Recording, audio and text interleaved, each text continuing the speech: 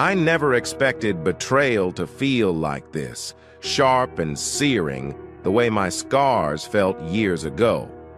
Ava, my girlfriend of only a few months, wasn't just pulling away. She was slipping right into the arms of my worst enemy, Brian Dumont. The same man who branded me crispy in school, mocking my burn scars, had taken my girlfriend too. That hurt, but Ava's taunts cut deeper, her cold laughter echoing as she left me standing alone. Yet karma didn't spare her either.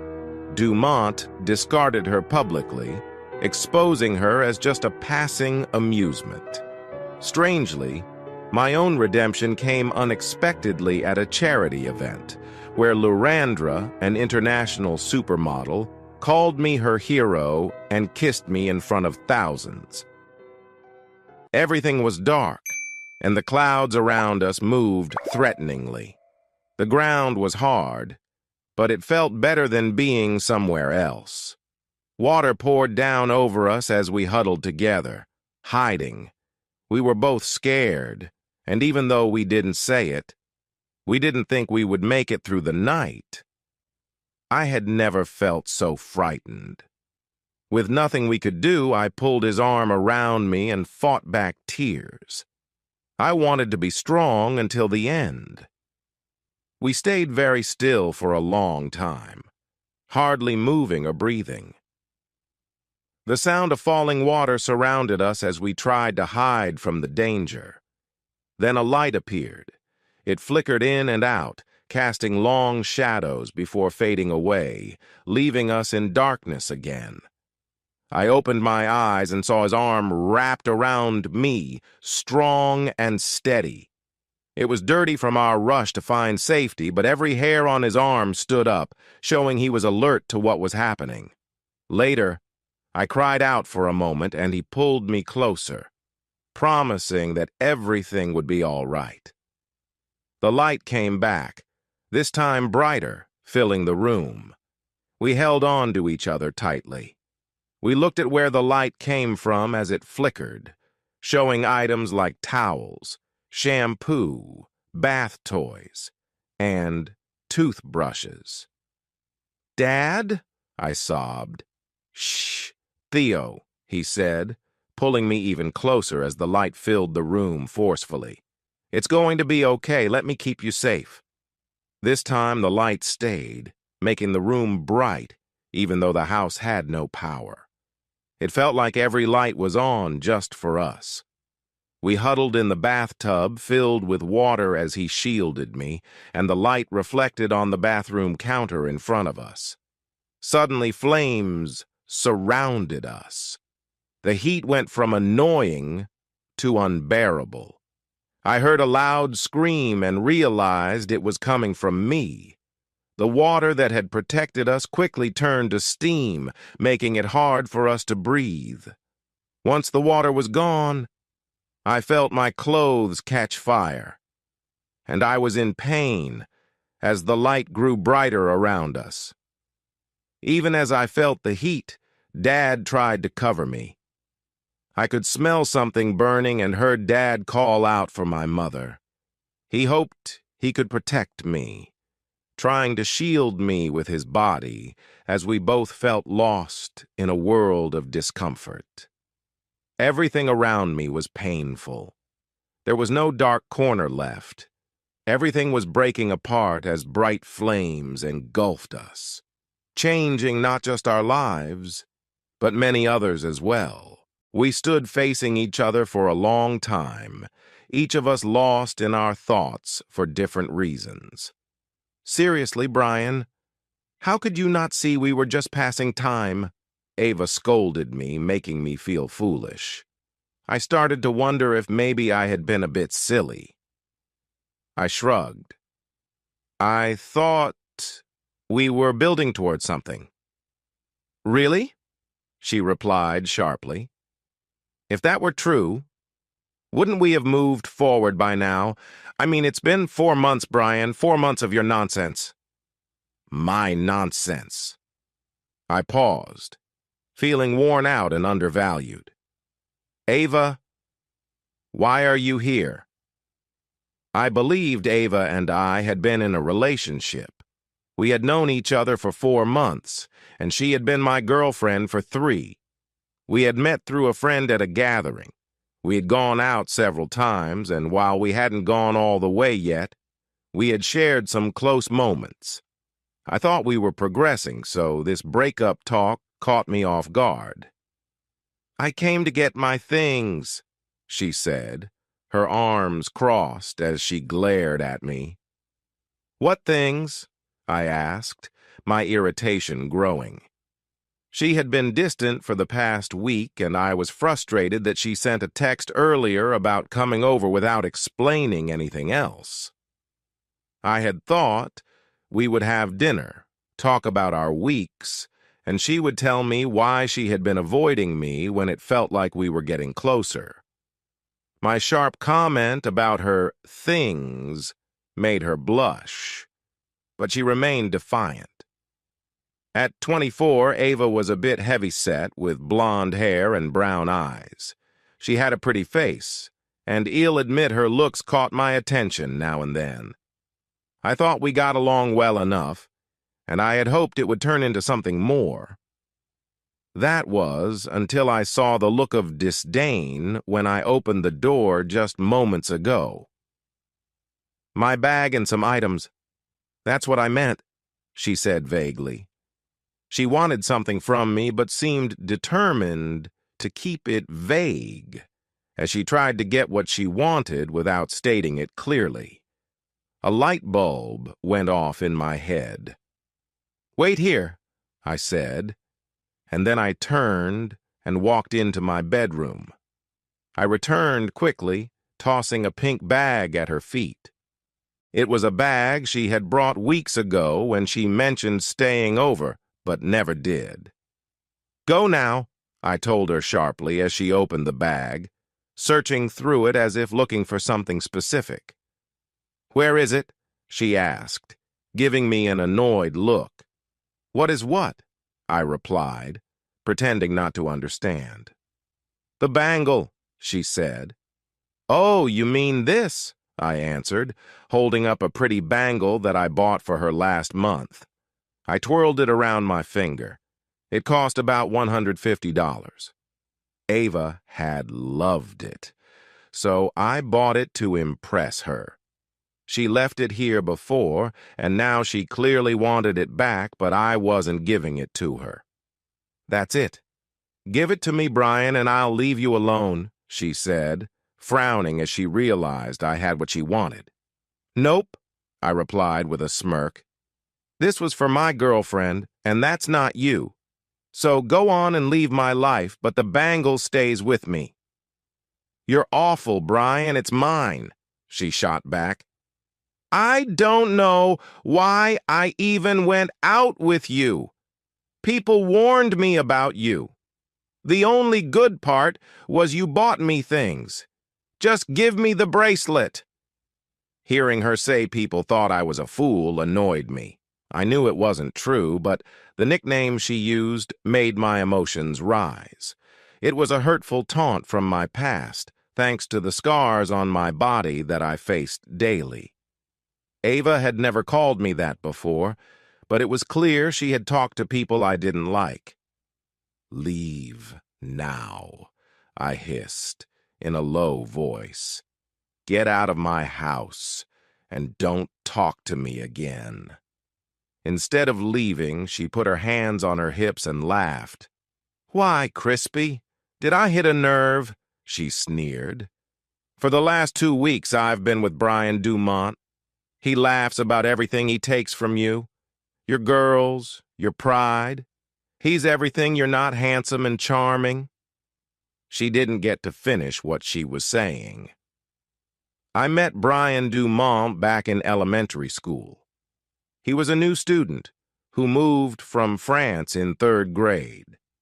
His family was well off, and he had the kind of charm that made him popular. In contrast, I felt very different from him. I was not a small kid. In fact, I was one of the biggest kids in school. while Brian Dumont was the smallest in his class. He disliked me from the first day he saw me. Within a week, he gave me the name Crispy, which came from the burn scars that cover much of my body, including my arms and the left side of my face. Brian hated sharing the same first name with someone like me. He made it his goal to embarrass me whenever he could, looking for chances to get back at me. He even took my girlfriend, Ava. She didn't know it, but she would be out of his life the moment she left here today. Once she learned how I had sent her away, her time with him would be over. I don't like violence, but before Ava could finish what she was saying, I took her by the arm and pushed her out the front door of my house. Her pink bag followed, hitting the side of her pink Nissan Micra parked in my driveway. While she stood there in surprise, I slammed the front door shut, not caring what she might do next, and went into the kitchen. I threw the bracelet she wanted into the trash and, out of frustration, dumped my leftover chicken scraps on top of it. I walked to the fridge, grabbed a beer, and drank it in one go. I then let out a loud belch, but no one was there to hear it. With all the anger brewing inside me, I felt like I could have cooked dinner with the heat coming off me. It wasn't just that I was upset about making dinner for two or that Ava had acted poorly. I knew she had a tendency to do that, so it didn't surprise me. It was also that Brian Dumont had troubled me again. No. It was really about my life in general and how the world treated me. Not one to waste food, I cooked and then ate dinner while still feeling angry. I almost pushed my knife and fork hard enough to break the plate. After another beer, I stomped down the hallway to the shower, feeling like a child who had been scolded. I knew my behavior was immature, but I could justify it to myself. I managed to keep my rage from causing any damage to my home. I undressed, and when I got into the shower, I realized I still felt a bit dirty from working that day. I worked as a laborer for a local landscaping company. It was honest work, and being a larger guy, I had the strength to do it well.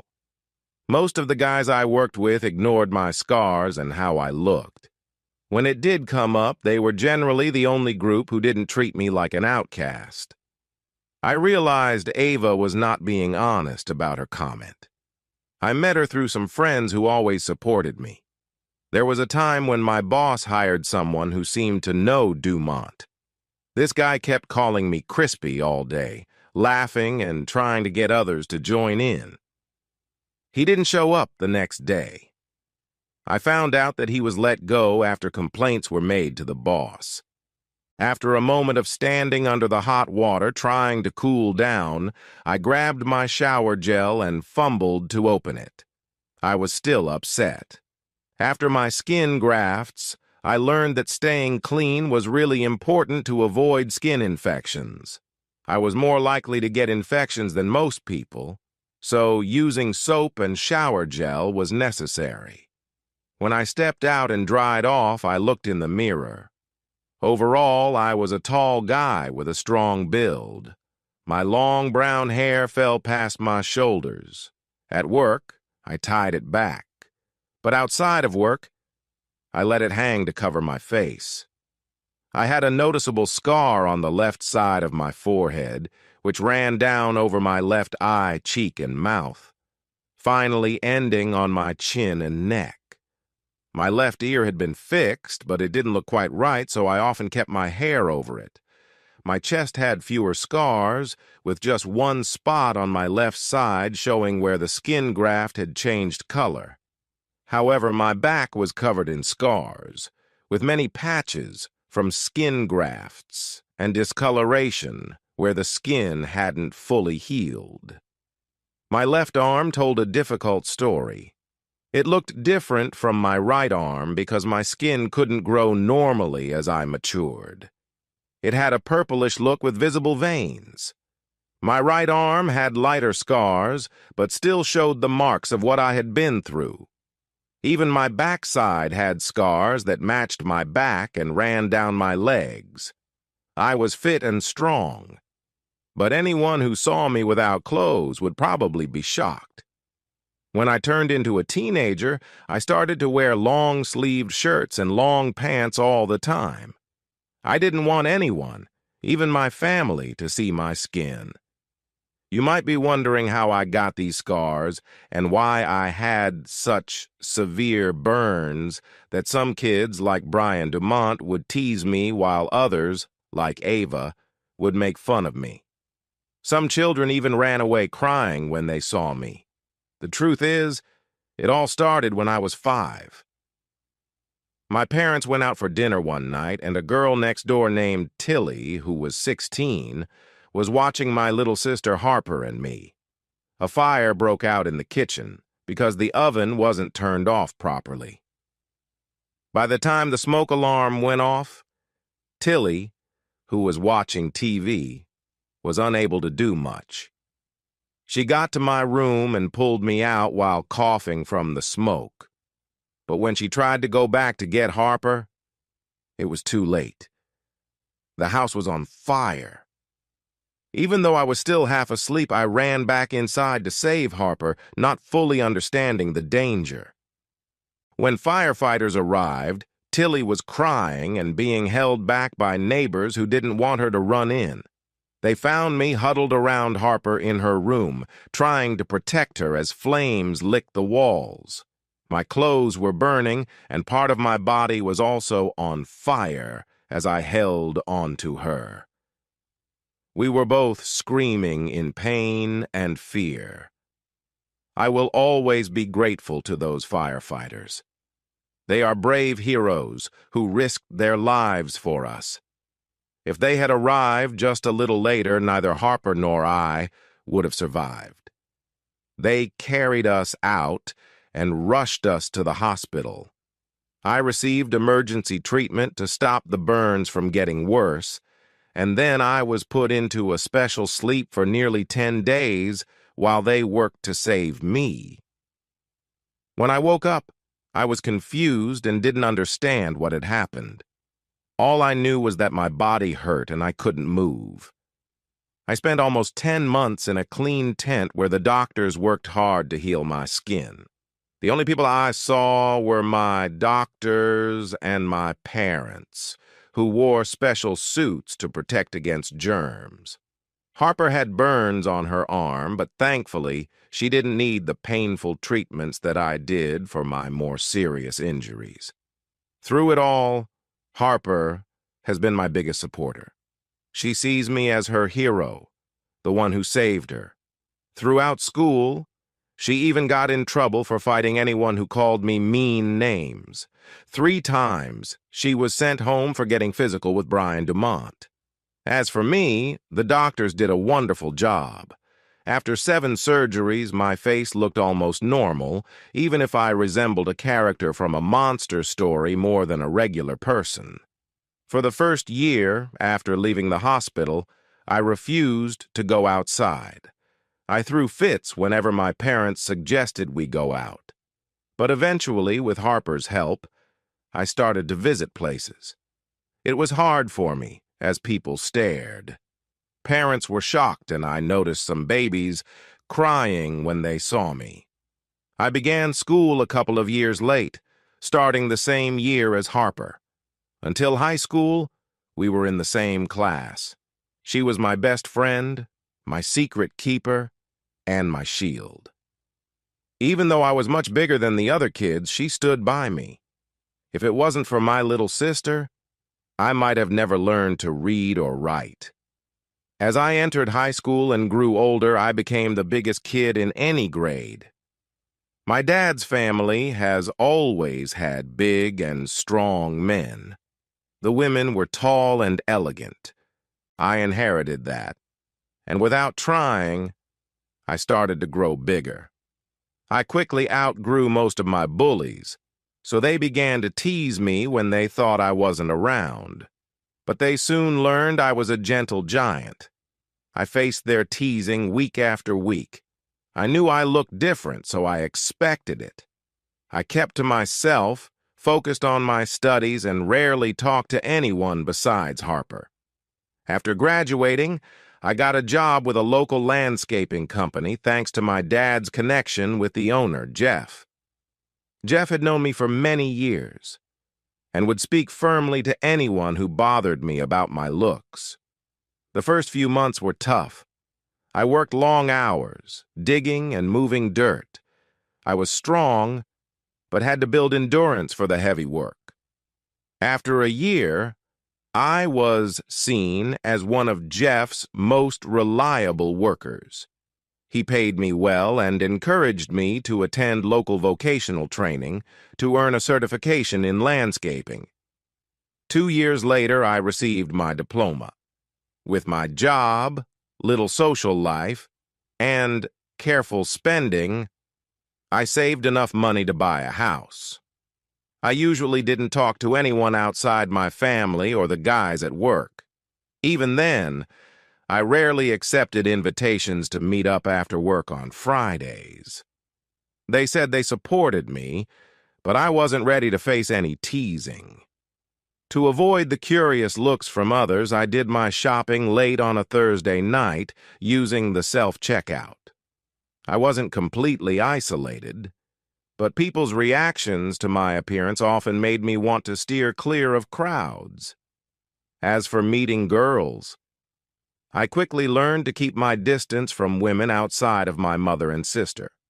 In high school, I liked a girl, and it took me 3 months, with encouragement from Harper, to gather the courage to talk to her. I was surprised when she responded. Even more surprising was when she asked me out 2 days later. But my surprise turned to embarrassment when I arrived for the date and found her with Brian Dumont and his friends, who were laughing. When I got home early, Harper asked what happened. I didn't want to talk about it and preferred to hide in my room.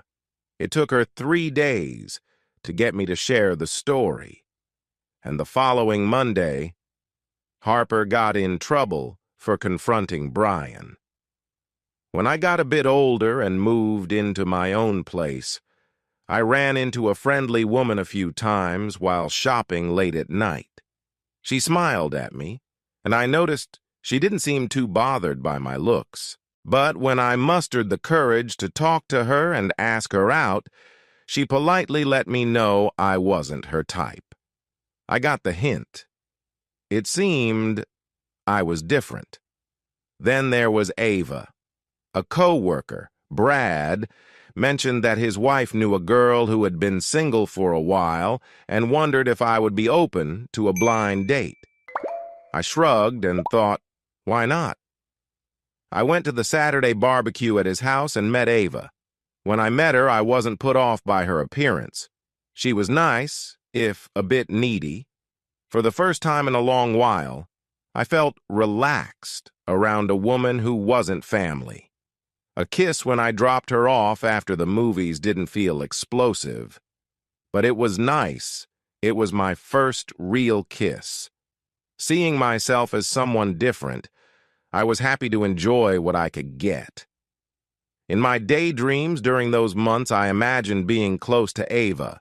However, as I looked at myself in the mirror today after my shower, reflecting on recent events, I knew it wouldn't happen.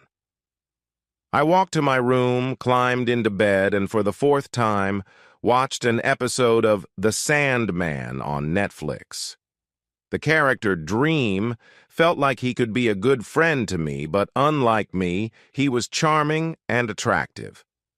As I fell asleep, I felt more alone and sad than ever. The next morning, I made a leisurely breakfast and spent an hour mowing the lawn and tending to my garden. In the middle of my yard, I had a simple wooden bench where I liked to sit and enjoy the peaceful surroundings. When I first moved in, I had planted several flower bushes and fruit trees. I loved taking care of them, pulling weeds and trimming branches. My property wasn't huge, But over the years, it grew lush and green. Best of all, I had my own space without any disturbances. I had only met my neighbors a few times, and we kept our distance but were polite to each other. After spending my morning in the yard to clear my mind from the previous night, I took a shower and changed my clothes. Then, I hopped into my 3-year-old Toyota Hilux and drove to my parents' house.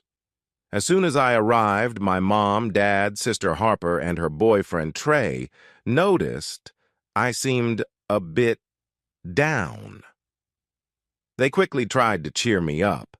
Harper laughed as I told a toned-down version of my story, avoiding any bad language for my parents' sake. "She was just not nice anyway, right?" my sister said, sounding upset for me. "Harper, watch your words," my mom said in that way that meant I was in trouble. I chuckled, and Harper smiled back at me. "Brian," she said more seriously, placing her hand on my arm, "when you meet the right person, they won't notice the scars. They'll see the wonderful person inside. You are a hero in your own way." I nodded. Harper often said nice things like this to me. I didn't quite believe it, but it was easier to agree than argue. For the next month, things continued as usual. I heard at work that Ava had only spent a short time with Dumont before he broke up with her in front of many people at a cafe. After everyone found out what happened, several of her friends turned away from her, including the partners of my co-workers. When I heard the news, I just smiled and told everyone to focus on their work. These days, I was leading one of the 4 landscaping teams that belonged to Jeff. We had some good contracts with our local councils, working on the gardens around parks and highways. While these gardens weren't the most colorful, they were designed to help reduce noise and clean the air, and our team did great work. One Wednesday, about 2 months after what my co-workers called the Ava incident, we were finishing a job when Jeff drove up and approached me with intent. "Hey, Brian, it looks like you're almost done," he said. "Yeah," I replied. "We finished a day early because the ground was easier to work with than we thought. The area will be ready for a playground next month." "Nice work," he said, sounding somewhat distracted. "Hey, Brian, can we talk about something?" My boss's voice surprised me. He sounded serious and a bit unsure. "Sure," I answered carefully. "You know about the fundraiser we have coming up?" he asked. I nodded. I was aware of it. This was the 3rd time he had asked me to go, and I had turned him down each time. Jeff's business was supporting a charity event for children in the burns unit at our city's hospital. The goal was to give the kids a fun day and raise money for new medical equipment that the government could not afford. Yes, I understood it was a good cause, especially since I was a burns victim myself. But being around other burn victims, especially children, was very hard for me. The idea of facing others who might judge me made me anxious. "I'm not trying to make you go, Brian," Jeff said, looking worried. "I know you're not comfortable with that, but I need someone to help set things up. Baz was going to help, but he got sick and won't be able to make it Saturday morning." I paused for a moment, then let out a breath. "Okay," I said finally, and he looked relieved. "But just for the setup, he'll leave after that." The event was taking place at New Farm Park, one of the bigger parks in Brisbane. I picked up a layout map from Jeff to see where I would be helping and then got to work. I was impressed by how well the event was organized. They made great use of the park's space. There were rides for everyone, stalls selling all sorts of fun items, food trucks with delicious snacks, a stage for performances, and even auctions and fashion shows throughout the day. I wondered how they could afford this big event. It seemed like the costs, permits, and insurance would be high.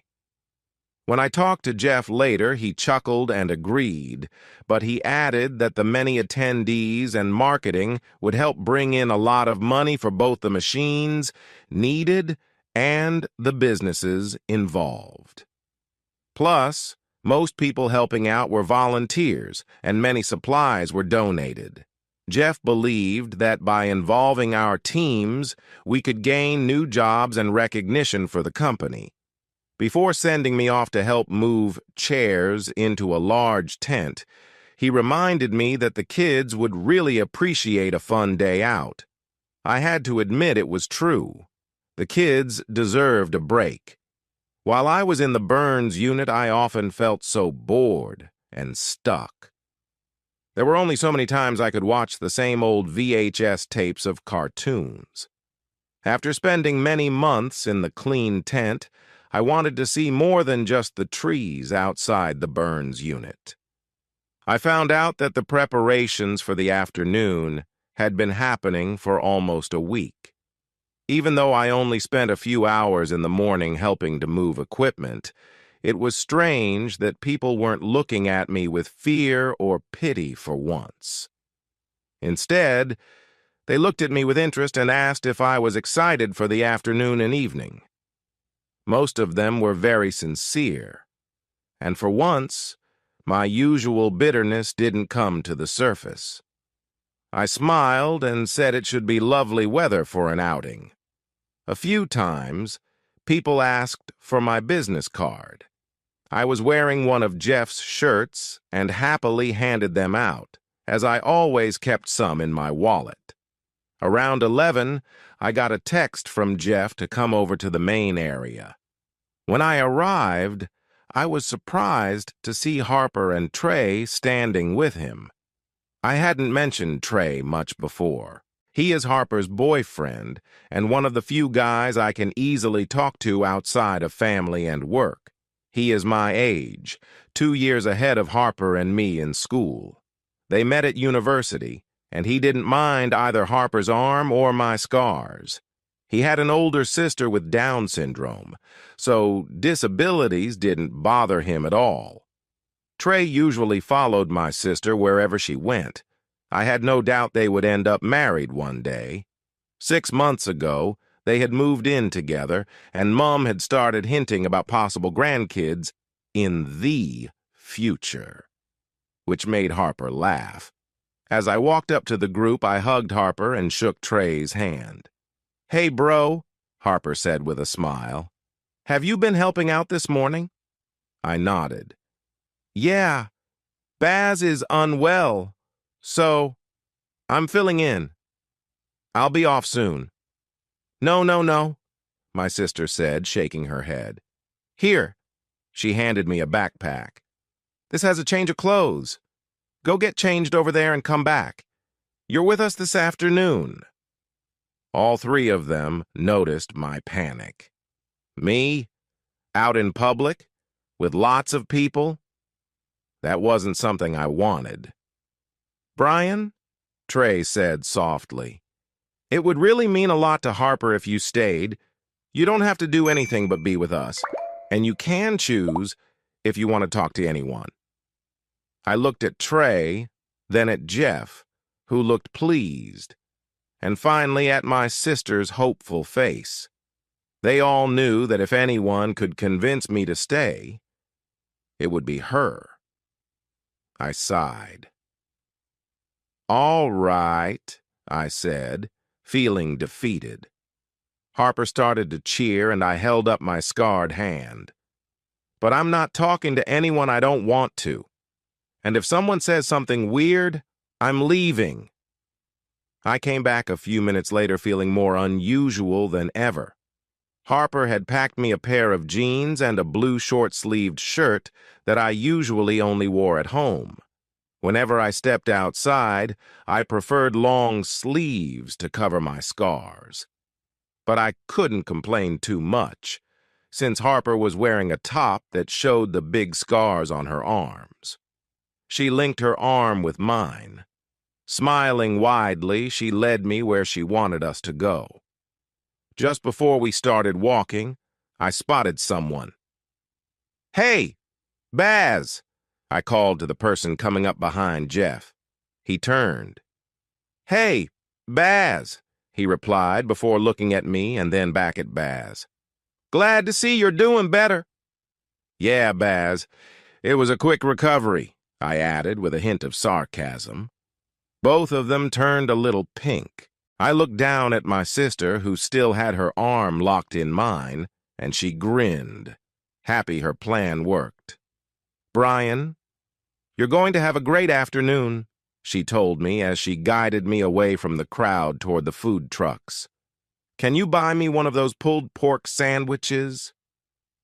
You know what? After the food and wandering where my sister wanted to go, she was right. I was having a great afternoon. Harper stayed close to me, and I felt joyful. We walked through some stalls that were still getting ready. A few times, she recognized the vendors and introduced me as her brother, who had helped her when we were kids. I was surprised when several vendors called me a hero. After seeing my scars, they refused to take my money when I tried to pay for something Harper liked. I was also surprised when we saw a couple of our old doctors from our childhood. Both times they hugged Harper and me, telling us how great we looked. I think they were just being nice, especially to me. But they smiled and spent a good half hour walking around with us, introducing us to people they knew. They also mentioned that I was very brave for running into a fire to save my sister and protecting her at my own risk. Once again, the vendors wouldn't take my money for our dessert. The word hero was used a lot, and while I felt a bit shy, it was nice not to be looked at suspiciously or like I didn't belong. As the day went on, our parents arrived, and Mom hugged me tightly, as if she hadn't seen me in a long time. She told me how proud she was of me for coming out for the event. Even my dad gave me a hug and smiled. I was surprised when the word hero came up during our chat. Harper was glowing after each conversation, and I could see she was trying not to say, "I told you so," while I was working hard to hide the smile that wanted to shine through. All afternoon, I didn't feel like the monster I used to think I was. Instead, I felt like a real person. We were enjoying ourselves when the kids from the Burns unit arrived. They brought special buses to take the kids from the hospital to the park, which was just a short ride away. Sadly, not all the kids could join us. Some were too unwell or at risk of infection, but I was glad to learn that a special meal, fun activities, and toys were being sent to those who couldn't make it, so they wouldn't miss out completely. When the buses pulled up and the kids began to get off, my friends and family, including my parents, Harper, Trey, Jeff, two of my doctors, and a few of my co-workers with their partners, helped guide the kids through the crowd to their special area. No one questioned us as we moved through. We just helped. As I looked at the kids, I noticed they seemed unsure about how the adults would see them. I remembered what it felt like when I was a scared child who was badly hurt.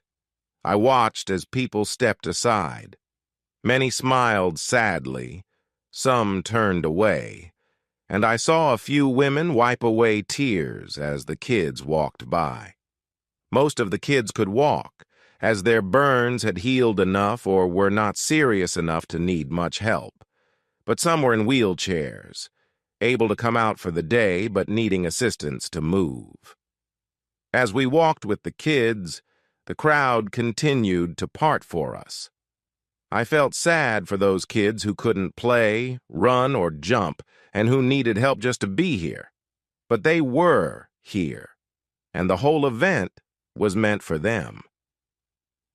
When we got to the games area, where all the fun activities were set up, I smiled even as a tear rolled down my cheek when I saw the children trying their luck at the games. "Are you all right, Brian?" Harper asked me as I watched a group of kids playing a ring toss and winning prizes. I sniffed as I saw another group giggling while playing with a clown figure. I felt both happy and sad watching them, torn between wanting to laugh at their joy and feeling upset for the challenges they faced. I took a deep breath. "Yes," I whispered softly. "Harper, I've been so focused on myself. I mean, these kids. I could have been there for them." My shoulders drooped as I realized I shouldn't have stayed away from the burns unit. When Harper, my family, or my doctors asked me to visit, I should have gone instead of hiding. Feeling overwhelmed, I knelt down, watching as each child won a prize at the games, no matter the outcome. I felt really sad when I saw two kids, probably a brother and sister, playing a game together. The sister was in a wheelchair, and she had lost most of her hair. Her burns covered almost as much of her skin as mine did. Her brother had burns too, with both of his arms and one leg wrapped up. I couldn't help but gaze at them as Harper, who was with me, noticed where I was looking. She smiled kindly. The little girl was cheering as her brother played the game for her. He was happily accepting a big pink unicorn toy on her behalf. Both kids were smiling brightly, and I found myself swaying back and forth, remembering when Harper and I were younger. "Come on, Brian, let me introduce you," my sister said after a moment, helping me stand and walk over to the children. There was security all around the kids, since they were in the games area, and the public wasn't allowed too close while they were having fun. But Harper knew them, and the three of us, including Trey, were allowed to go through right away. "Hey, Tim. Hey, Sonia," Harper said with a big smile. "How are my favorite twins?" Both kids turned at Harper's voice, and their faces lit up with huge smiles. "Harper!" they both shouted together. "Look, Harper!" the little girl said, holding up the unicorn. "Tim won me this toy." "You're such a good brother, Tim. Sonia is lucky to have you," Harper praised the boy. I stood quietly, unsure of what to say. Then Tim and Sonia noticed me, standing behind Harper, and their eyes widened. "Who are you?" Tim asked, looking me over. "You look like us, but bigger." Harper laughed and reached for my hand. "Do you remember when I told you about my big brother, who saved me from the fire when I was your age?" she asked, and they both nodded. "Well, this is my hero, my big brother Brian." I bent down and shook Tim's hand, and with the nurse's permission, I gave Sonia a friendly kiss on her cheek.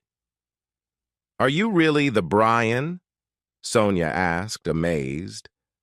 I looked at Harper, and she smiled back at me. I nodded. Her burns were similar to mine. Harper told me later that she had already gone through several surgeries.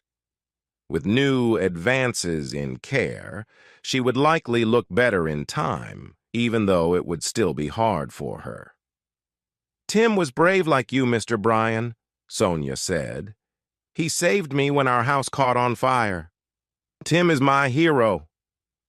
I glanced at Tim, who was beaming but then turned serious. But I couldn't save Mom and Dad or Steph, he said, his face showing sadness as they both looked like they might cry. Hey now, I said, trying to hold back my own tears. Let's not focus on the sad things. How about we think of something happy? Like what? Sonia asked, her nose sniffing as she remembered their family. Well, I replied, pausing for a moment to think. How about meeting some new friends like me? Tim and Sonia tried to smile, and then a new idea came to me. I know, I said, with a grin, recalling something that always made me happy as a child in the hospital. I saw an ice cream truck back there. I love chocolate mint ice cream. How about you, Tim? The young boy nodded eagerly. Yeah, that's my favorite too. And you, sweet Sonia? I asked the little girl. She hesitated, unsure if she should smile. I like strawberry. Then it's strawberry for our brave princess, I said, as if that were the best choice. Harper and I took the kids to get ice cream, enjoying the treat together. We spent the next half hour wandering through the amusement area. I won Tim a stuffed lion, telling him it was a reward for his sister's unicorn win. Then we found a nice spot on a hill where we could see the stage, a special area just for kids and their guests. As we settled down, I learned more from Harper and the kids' nurse. Tim and Sonia had been in the burns unit for a little over 8 months. A house fire had tragically taken their parents and older sister. Firefighters saved Tim and Sonia, but they couldn't save the rest of the family. Now, as orphans, they were under state care, staying in the hospital until they were strong enough to move to foster care together. The nurse told me that Tim and Sonia were usually brave for each other, but there were moments when they cried while missing their family. I felt Harper gently hold my hand, wiping a tear from my cheek as I listened to their story. And I returned the gesture for her as well. As the afternoon went on, more families arrived at the venue. I was curious about what was happening when suddenly almost every kid screamed with excitement as something started on stage, including Tim and Sonia. Surprisingly, the popular children's group The Wiggles appeared at the event. For the next 40 minutes, the stage filled with cheerful children's songs. Kids danced and sang along, even Sonia in her wheelchair, who bobbed her head to the rhythm. It was a little strange for me. A few times I couldn't help but laugh at the lively dance moves of the kids. Sonia reached out her hand, and I carefully took hers, swaying lightly while dancing to the music for her. Occasionally I felt someone looking at me, not in a way that felt uncomfortable but more personal. Yet when I glanced around, I only saw the kids, Harper, Trey, and their nurse. After the performance, the group members came over to greet many of the children in the VIP area. A photographer took pictures of the Wiggles as they greeted their young fans. I was surprised when the group, dressed in bright colors, asked Harper and me to pose with them. Harper was a natural in front of the camera, and I think I managed to look okay too. Later, there were many tears as the children were helped onto the buses to return to the hospital. I promised I would visit Tim and Sonia soon, and Sonia made me promise with a pinky swear before she would let them load her onto the bus. "You're a good man, Brian," Trey said, putting his hand on my shoulder and wrapping an arm around my sister, who was crying as the buses pulled away. "Thanks," I replied, feeling a bit choked up, waving and smiling at the departing buses. I'm glad you encouraged me to come today." Harper looked at me with bright eyes. "I knew you would make a difference, Brian," she said. Those kids have struggled like we did, and even with my scars, you showed them that life goes on and you can still find joy. Your ice cream idea was perfect. Thanks. It helped me too.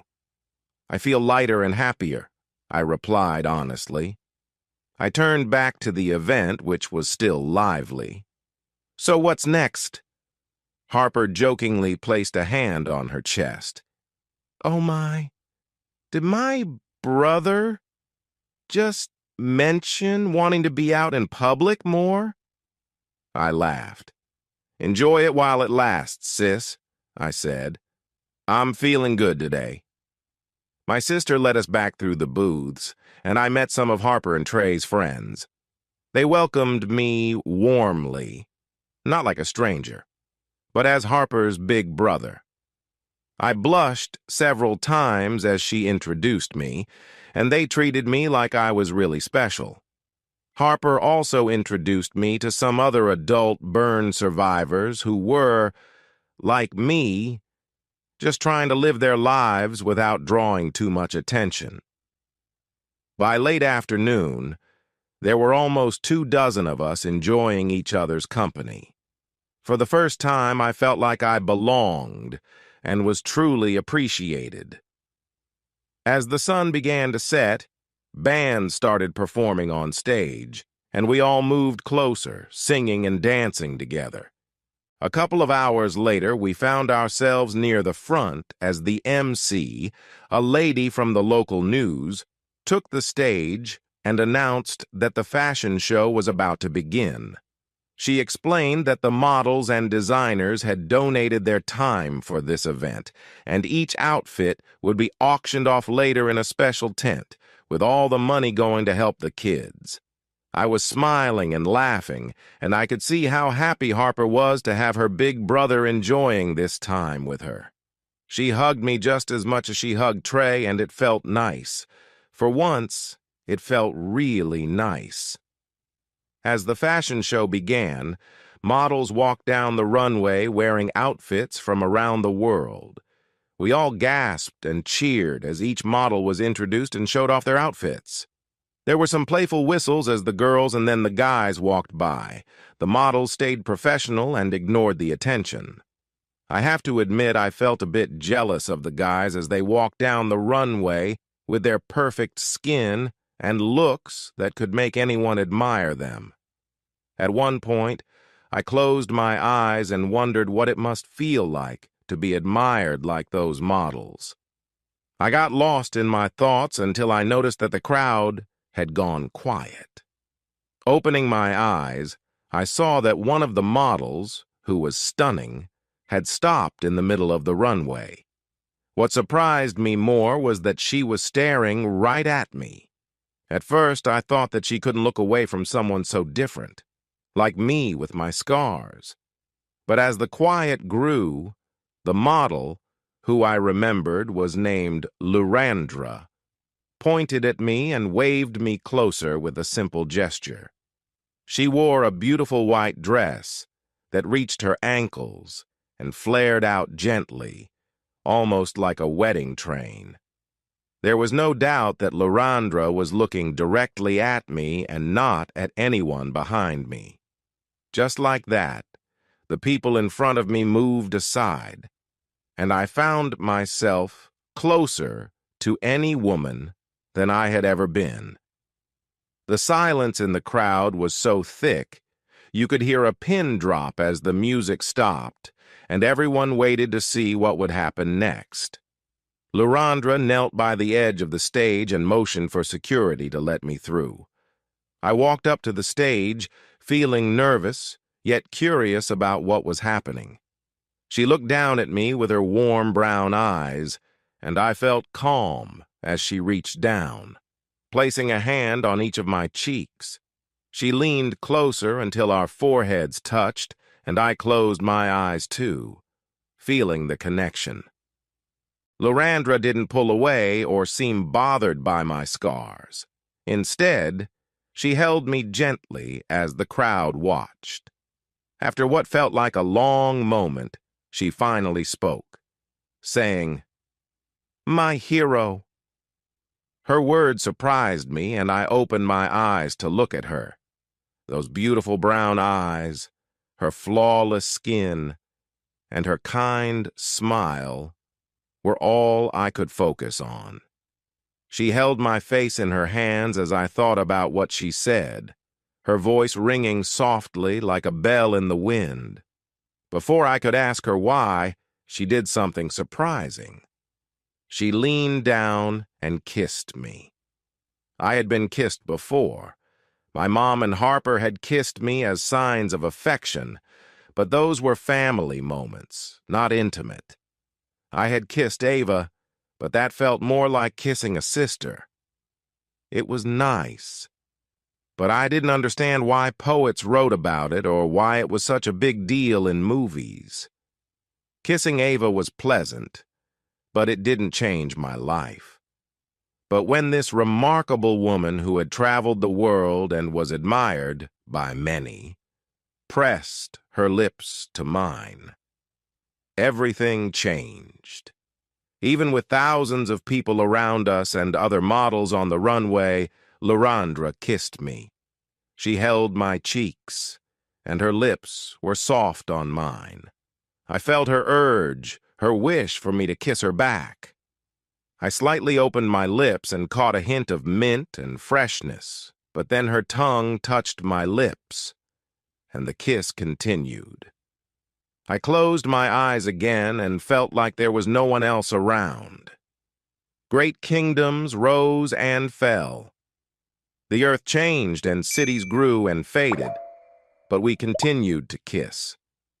Time seemed to stop, and I didn't care what happened next. Lorandra's lips took over my thoughts. Then, too soon, she pulled back, still smiling at me. I stood there in shock as she slowly stood up, her hand lingering on my cheek before it dropped away. I watched her walk away confidently, as if nothing had happened. When she reached the end of the stage, the crowd erupted in cheers. But I barely heard it, still lost in the moment. I touched my cheek where she had held my face and ran my tongue over my lips, remembering the kiss. The rest of the evening passed in a blur. People I didn't know patted my back and congratulated me. I recognized Harper, Trey, Mom, Dad, Jeff, Baz, and a few others talking to me. But I couldn't remember what they said or how I responded. When I got home, I fell straight into bed. As I drifted off to sleep, I wondered if the whole thing had been a publicity stunt. An international supermodel calls out the most noticeably scarred person in the crowd, kisses him in front of everyone, and then walks away. Was she just trying to show the world how kind she was? It would definitely make the news and help her earn more money. Yet when she called me my hero, when she touched me, when I saw the look in her eyes, and when she kissed me, it didn't feel like a stunt for attention.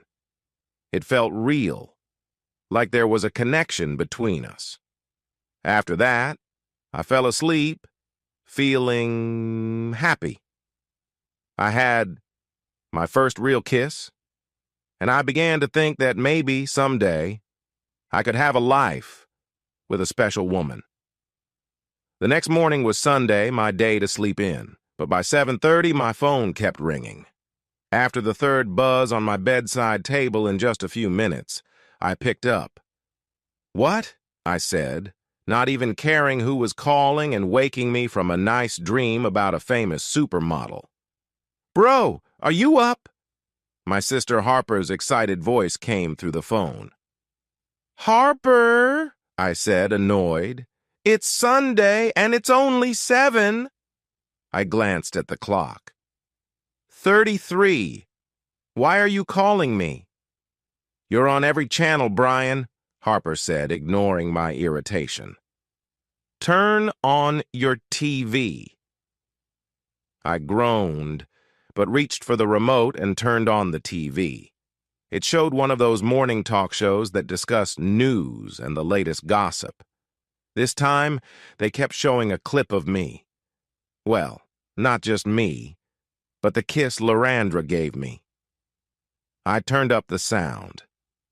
One of our top stories this morning. Yesterday was a big fundraising event for burn victims in Brisbane's new farm park. The event raised nearly $600,000 for medical equipment, much of which will help children. But the big question is, who is the man that international supermodel Lorandra stopped a whole fashion show for? The unidentified man was called up and kissed in front of nearly 2,000 people. This morning in entertainment news, we will explore Lorandra's rise to fame and try to uncover who this mysterious man is that she called my hero. In other news, I was shocked. I had never wanted the spotlight, and I had never met a supermodel before, let alone been noticed by someone so beautiful. "Brian, are you still there?" Harper asked. "Yeah," I replied absent-mindedly. She giggled. "Trey says you looked really cool in the clip," she teased, making me chuckle. "Well, I did get to kiss a really amazing woman," I said, smiling as I remembered her lips. "I think he's just a bit jealous that he only gets to kiss you." "Hey," she replied playfully, "I might not be a supermodel, but I know how to make my man happy." "Too much information, Harper," I chuckled. "Really too much." We chatted a bit more and wondered why Lorandra had noticed me in the crowd. Our conversation was interrupted when Mom and Dad joined me on a conference call to share some news. After another half hour in bed, I decided I wouldn't be getting any more sleep and got up. I spent a relaxed Sunday at home and even caught a few glances from my neighbors while mowing the front yard. For the first time, when they looked at me, I didn't look away. I smiled and waved, and they smiled back. Maybe it wasn't so bad to be noticed. On Monday, at work, we started a new public park project that Jeff had gotten approval for. The media had found me again, and soon I was surrounded by reporters with cameras as I got out of my truck. "Is it true that you're dating Lorandra?" one asked. "How long have you two been together?" another inquired. I felt stunned and just stood there for a moment. I instinctively started to pull my sleeves down to cover my arms. One reporter noticed and quickly asked, "How did you get your scars?" "Hey!" Jeff called out as he got out of his truck and came over to me. "Leave Brian alone!" "Mr. Webb," one reporter pressed, "how long have you known about the relationship between Mr. Other and Lorandra?" Jeff's expression turned serious. "Listen up, everyone," he said firmly. "What relationships Brian has or doesn't have are none of your business. He's a great worker, one of my best, and right now you're getting in the way. Unless you want to face complaints for bothering him, I suggest you leave and let us do our jobs." With that, Jeff took out his phone and snapped a picture of the group of reporters, making sure to capture their logos. He then led me back to his truck, giving a quick look at the reporters lingering around. "Just ignore them, Brian," he said. "They're just looking for a story, but they'll hopefully leave us alone. Are you all right?" I nodded and didn't say anything. Jeff smiled before walking away to let me focus on my work. While I felt normal over the weekend, the reporters' questions made me feel embarrassed and unworthy of their attention. In a matter of minutes, my confidence had vanished, and I couldn't understand why. The questions weren't overly harsh. Still, I felt like I wanted to hide.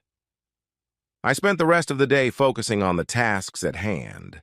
The team seemed a bit careful around me. I could tell they wanted to ask about the weekend, but one look from Jeff made them hold back any questions. The video of me at work didn't make its way to the news like the first kiss did, but a few articles popped up online with photos of me at work and a close-up of the kiss. I usually try not to read comments about my life, but this time, I couldn't help myself. Some comments said, it was just a publicity stunt, or she's using him for attention. Others felt sorry for me, saying, she's taking advantage of him. There were even comments on my scars, but many others defended me, which I appreciated. 2 weeks later, I went back to being just Brian, a big guy with scars and my usual self-doubt. But things changed a bit. On the second Friday after the event, I was invited to the pub after work, and I surprised everyone by saying yes. I wouldn't say it was the best night ever, but sitting with my co-workers, sharing laughs and drinks, was enjoyable. I noticed a lot of people staring at me. Maybe it was my appearance or because they recognized me. I heard a few whispers, but my friends bought me some beers and it kicked off a nice weekend. The next morning, I read a news article saying Lorandra was in New York and rumored to be dating an actor. Some comments said the actor wasn't even close to being as good as I was, the guy she kissed in the park. That made me smile. Since that event, my weekends changed. Now I spend most of my Saturday mornings at the hospital in the burns unit. After spending time with kids at the park, I realized that I had something important to share. Many of them needed someone to help them feel normal, find jobs, start relationships, and navigate life. They looked at me with my scars and saw someone who had been through a lot, but was still living a good life. It gave them hope. When I first visited after the event, everyone, doctors, parents, and kids, welcomed me warmly. My favorites quickly became Tim and Sonia. They spent a lot of time talking with me about their favorite things, especially the unicorn and lion, and a picture of Harper and me with them and the Wiggles. About a month later, I convinced Jeff to let me take the morning off. That day, Sonia was about to take her first steps without help. Everyone cheered when she made it across the small walkway of 5 steps. I felt so proud in that moment. After her walk, Sonia came to me for a big hug and kissed my cheek. Tim and Sonia might not be my children, but I had a special connection with them. I knew that wherever they went, we shared a bond now. I promised to always be there for them whenever they needed me. The next Saturday, almost 3 months since that day in the park, I was in the hospital cafeteria eating a barely edible muffin and sipping some terrible coffee before heading to the burns unit to see Tim and Sonia when a woman sat down across from me. I looked up, surprised. I had to admire her boldness to sit down without asking after everything that had happened. At least she looked a bit shy. "Hey," she said after a moment. I wasn't sure what to say back. "Hi," I replied flatly. "What a surprise to see you here," she said, trying to start a conversation. I lifted my coffee cup, taking a sip of the bitter drink that was getting cooler by the second, and frowned at the cup. "Not really. You knew I would be here," I said. "That's true," she admitted. "I've just been waiting for the right moment to speak with you." I sighed, thinking about the ups and downs of the last few months, the growing friendship with Tim and Sonia, feeling more comfortable around others, and how my co-workers encouraged me to open up. I remembered that day in the park when everything changed, and then focused on the woman in front of me.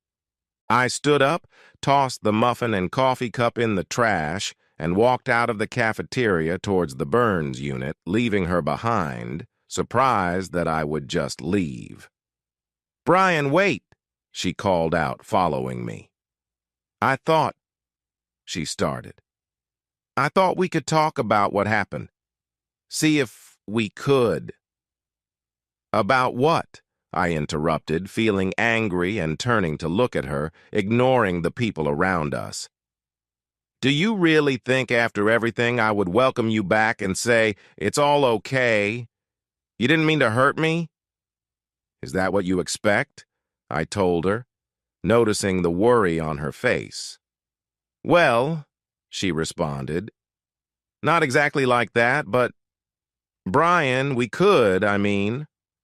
"No," I interrupted, starting to walk away again. "Come on, Brian," she said, still following me. "Look at you. You're so much more confident now, and you're in public. You've even been on the news. What could it hurt?" "Ava," I said, turning back to her with anger, "you treat me badly when we were together, only using me for what I could give you. Then you went and got close to one of the few people I truly dislike. Why would I ever want to be around you again?" "Because who in this entire world would ever give a chance to someone like you but me?" she replied, then realized what she had just said and quickly covered her mouth. I stared at her for a moment. "Brian, I didn't mean," Ava said, her eyes wide. I stepped toward her, straightened up to my full height, brushed my hair off my face, and looked down at her. I felt proud of my scars, standing tall while I looked at her like she was something unappealing. "So what?" I said coldly. "Good old Brian Dumont got tired of you after he got what he wanted and then left you when it was over. You saw me get some attention on the news and thought maybe I would want you back. But I think you really meant what you said. Is that how you see me? Worse than what you are?" She looked away, showing shame, which confirmed my statement.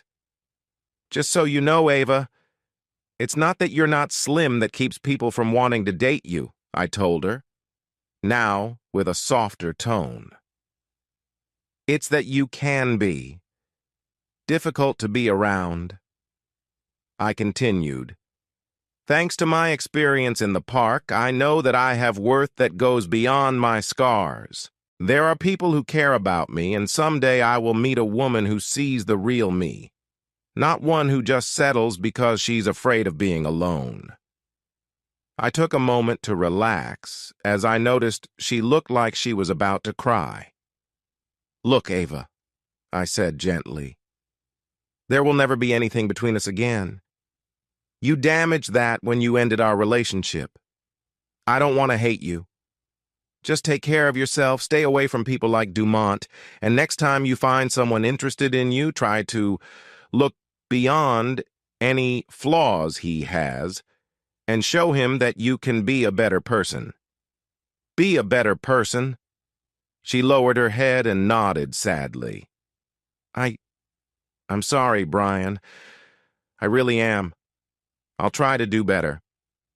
"That's all anyone can ask," I said, smiling at her, even though I didn't feel like it.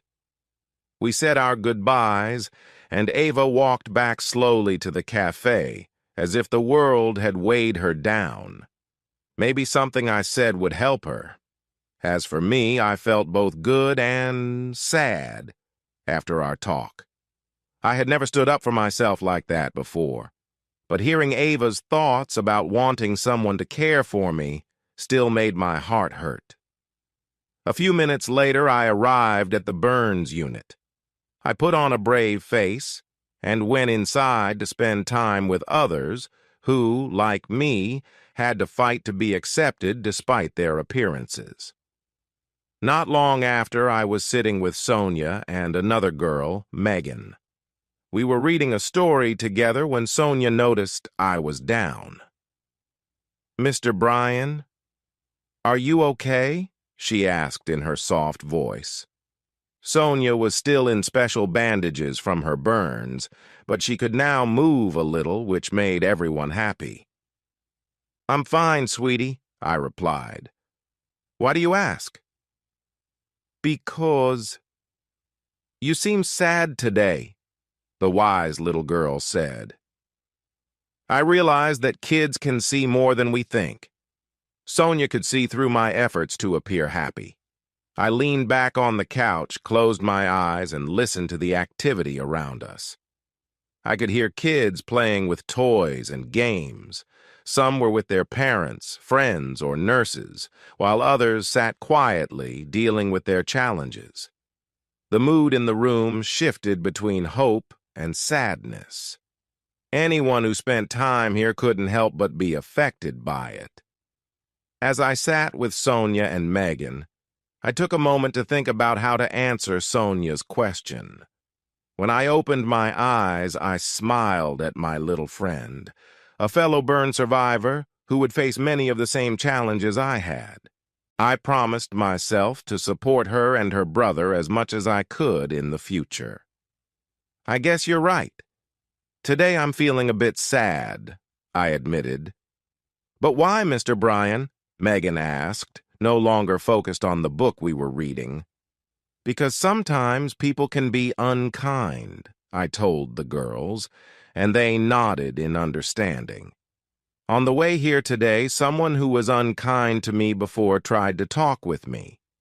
Today, when I talked with her, she again used words that felt hurtful to me.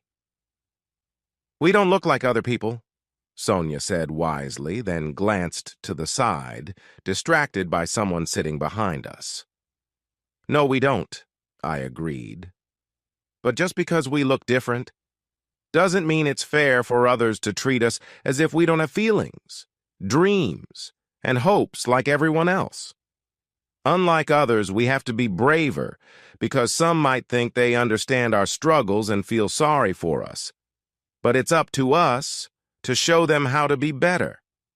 I paused, trying to find the right words when a voice echoed in the room. "You need to show us how much you matter," the voice said, and I turned to see Larandra. She was taking off a big straw hat and large sunglasses to reveal herself, smiling at me. "Hello, Bryan," she said. Everyone in the room had stopped watching us. Sonia looked confused while Megan was bouncing with excitement. "It's her, Mr. Bryan.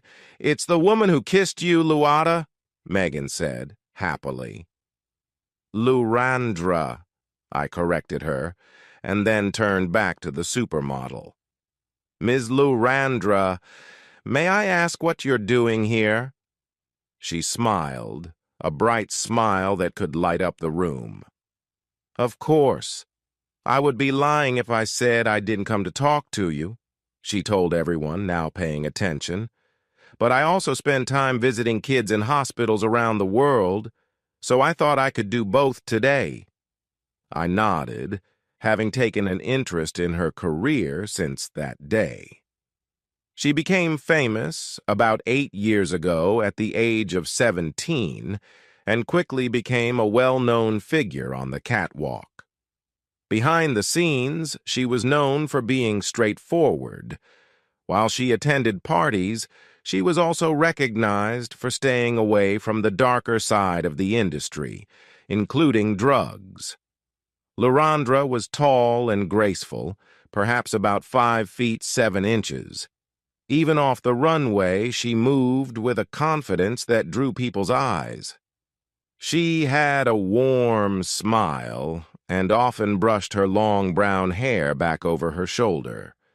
Fashion blogs frequently mentioned how her soft brown eyes seemed to show real compassion for everyone around her, something many models didn't have. She was always in high demand for shows in the US and Europe. At the same time, she generously donated her time to model for charity events, like the one a couple of months ago in New Farm Park. She was known for skipping many big events over the years to attend fundraisers, which made her even more popular in the high-fashion world. Lurandra spent the next 3 hours with me as we played games with the kids. We laughed and smiled as we took turns reading stories and helping them build towers out of blocks. She even entertained the kids by showing them some simple magic tricks. Tim told me she was his favorite person in the world when she showed him how to make a coin disappear and reappear. During the afternoon, Lurandra noticed me looking around nervously a few times. On the third time, she asked what was wrong. "I'm just curious when the cameras will show up," I said, feeling a bit anxious but knowing it was likely to happen. Lurandra seemed a little upset. She pointed to an older woman in the corner. "See that woman?" she said.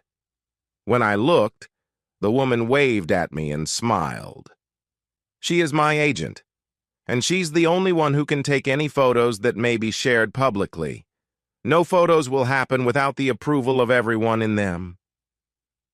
"Brian," she said, seriously as she looked at me, "I need to talk to you after this. There are some things I need to explain." I felt uneasy, but nodded. "Okay." Finally, we wrapped up our time with the kids. Lurandra hugged them and took a lot of photos with her agent. She also chatted with the adults. When it was time for her to take a picture with Tim and Sonia, they both insisted that I join them. I put on my best smile as her agent took several pictures. "Beautiful," the older woman said with a smile. "I'm Sandra," she said, offering her hand to me while Lurandra spent a few more minutes with the kids. "Brian," I replied, unsure what else to say. Sandra placed her hand on my shoulder in a friendly way. "I know," she said simply. "This isn't our first meeting." "It's not?" I asked, puzzled. She shook her head and smiled, but her smile seemed filled with sadness, a pain that was hard for me to understand. This woman seemed to carry a deep sadness, but hid it well, making it hard to recognize unless you had your own hurts. "I'll let Lurandra explain," she said softly. "After that, I would also like to talk with you." I nodded, completely confused about what she meant. About 20 minutes later, as the glamorous supermodel was saying her goodbyes and thanking the staff for their help, I said goodbye to the kids and waited outside of the Burns unit.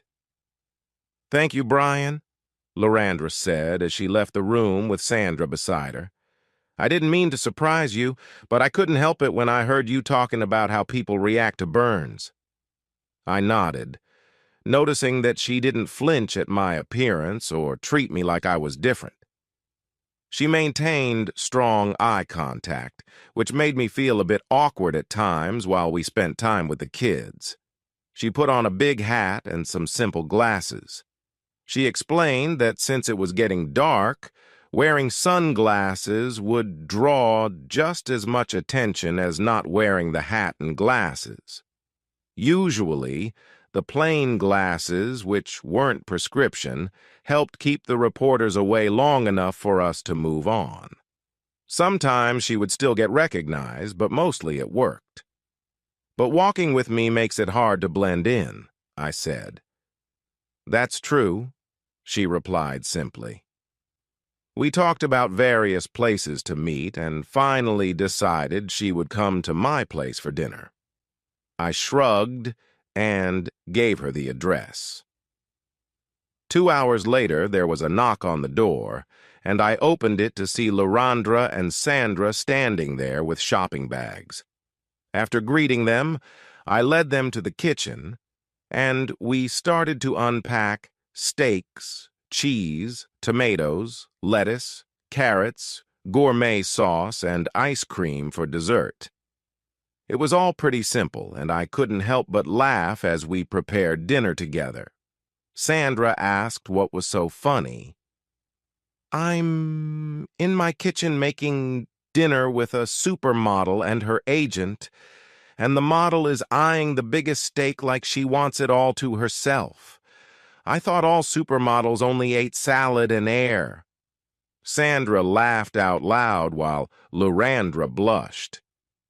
"Despite what people think," Lorandra said, "we models do enjoy a good meal sometimes."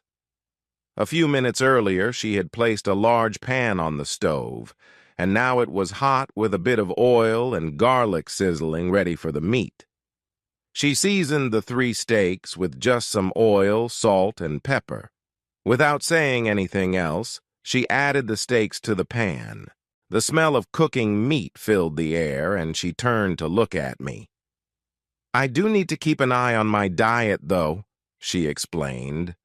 "I'll have to spend a bit more time in the gym this week before my next show, which is next month. But this is good food. And aside from the cheese, nothing is processed. So I want to enjoy a nice meal with someone I hope will be a good friend." I raised my eyebrow as she smiled warmly at me, and I responded, "Sounds fair." The dinner conversation was light and friendly. Sandra said little, but she watched closely as Lorandra and I talked. Lorandra asked me about my job, my family, and even mentioned Harper by name, which caught me off guard. I shyly inquired about her travels, and she said that exploring the world had lost its charm for her. She explained that flying from place to place became more of a hassle than a pleasure. I nodded as if I understood, but honestly, I didn't. I had never been on a plane. The way she talked about other cities made me feel a bit envious. I would have loved to see another city, but I never had the courage to book a trip, thinking they wouldn't allow me to fly because of my burn scars. After dinner, Sandra suggested we go to the lounge to chat while she cleaned up and made dessert. She gave Lorandra a bag and a friendly pat on the shoulder before heading to the kitchen. The 2 of us sat down awkwardly, and I was reminded of a scene from the Disney movie Beauty and the Beast, where Belle and the Beast were unsure how to start a conversation. Just like in the movie, it was the beautiful one who broke the silence. "Betty," she said, placing an old backpack on the low table in front of her. "I'm sorry," I responded. Nervously, she brushed her hair back over her shoulder. "My real name is Betty, not Lorandra," she said with a small smile. I leaned back and nodded, saying her name softly. "Would it be okay if I told you a story?" she asked. In that moment, I could feel something in the air. It felt heavy and serious, like a storm was building. Strong emotions filled the space, even before she began her tale. "Of course," I replied, swallowing as my throat suddenly felt dry. She nodded and started telling a story that seemed to change everything for us. When she was born, everyone was happy. She was the 2nd child for her parents, and her big brother Theodore was a caring 4-year-old. He was old enough to help with small tasks like getting diapers or bringing bottles when their mother couldn't breastfeed. Betty was a charming baby with big brown eyes that would later become part of her signature look. As she started to notice her surroundings, the first person she recognized was Theo. Her parents were there too, but Theo always did silly things that made her laugh. When Betty learned to roll over, her mother told her how Theo would roll on the ground with her until it was time for a nap. When Betty was ready for solid foods, Theo enjoyed feeding her mashed apples and vegetables. He was the one who helped her take her first steps, while their parents watched with pride. He also helped put a Band-Aid onto her knee the first time she fell off her little tricycle and cried. Theo was the best big brother anyone could ask for, and no one could disagree. Their mom would share stories about him being a lively 6-year-old when Betty was 2. Sure, he got in some trouble for sneaking chocolate or avoiding his greens at dinner, but he loved Betty dearly. Everything changed with a fire. At that time, Betty was 4 years old, and Theo was 8, sleeping in a room across the hall from her. In the evenings, he filled her head with stories about school and how she would join him the next year to learn to count, spell, and read the bedtime stories they enjoyed with their parents. Betty was excited and often asked her parents when she could start school. But their happy family life shattered quickly. Their home caught fire because of their neighbor, who did not store dangerous chemicals properly. The flames spread rapidly from the neighbor's house to theirs before anyone realized what was happening. Betty's father woke up to the smoke alarm and broke their bedroom window to help his wife escape. He then ran to get Betty, carrying her through the smoky hallway where everything was dark. He handed her to her mother and, with a loving farewell, rushed back into the flames to look for Theo.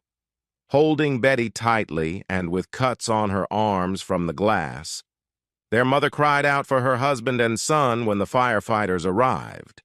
But it was too late for them to enter the building as both homes were heavily on fire and at risk of collapsing. For more than 30 minutes, the brave firefighters worked to control the blaze. Once it was safe enough, they entered the still warm remains of both homes. In the neighboring house, they found the body of the man who had mishandled the chemicals. In Betty's house, they searched for her father and brother. Her father, despite being badly hurt, had somehow helped young Theo into the shower and turned on the water, using his own body to protect the boy. Though their father had sadly passed away, Theo had miraculously survived. He was found holding on to life in the ruins of their home, protected by the water and his father's shield. However, Theo had suffered serious injuries. Theo, who brought joy to his little sister, fought to stay alive for almost 3 weeks. Like me, he stayed in a special tent, while Betty and their mother could only visit him for brief moments. He had many tubes and wires attached to him, and he tried not to cry whenever his little sister came to see him. At just 4 years old, Betty said she didn't remember many things, but she could recall how brave her big brother was. Over the years, their mother would share stories about Theo's strength and how proud she was of their father. One Tuesday afternoon felt like any other, but for Betty and her mother it was different as they visited Theo. Unbeknownst to Betty, the doctors had just told their mother that Theo was not going to survive. She held strong as they stood by Theo's side, while the doctors made changes to help ease his passing. "Hey," Theo whispered softly, his eyes bright as he looked at Betty. "Hey," Betty replied, as her mother knelt beside her and they both placed their hands on Theo's bandaged hands. "I need you to be brave, okay, Betty?" Theo said weakly. Betty nodded. "I am brave, Theo, and so are you." Theo gently shook his head. "I'm dying, Betty," he said, causing his mother to gasp.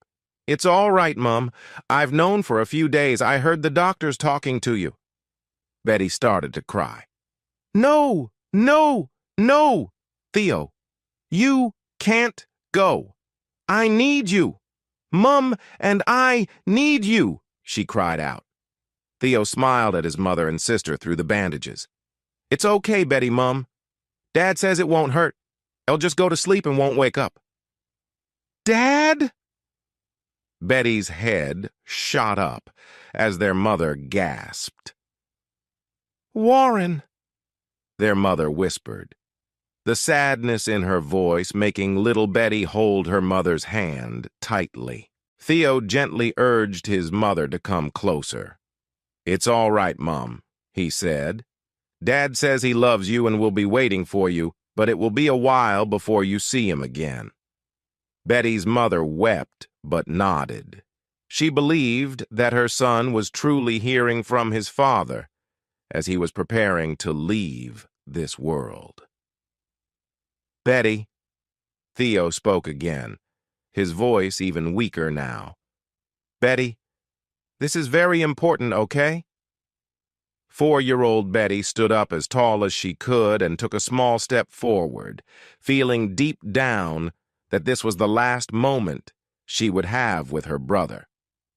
Always remember who you are. Be kind and friendly to everyone. Don't judge others or be rude, he told her. You are going to do amazing things, my little sister. I know you will be strong. I love you, Betty. And Dad loves you too. With that, they said their goodbyes, and Theo closed his eyes for the last time.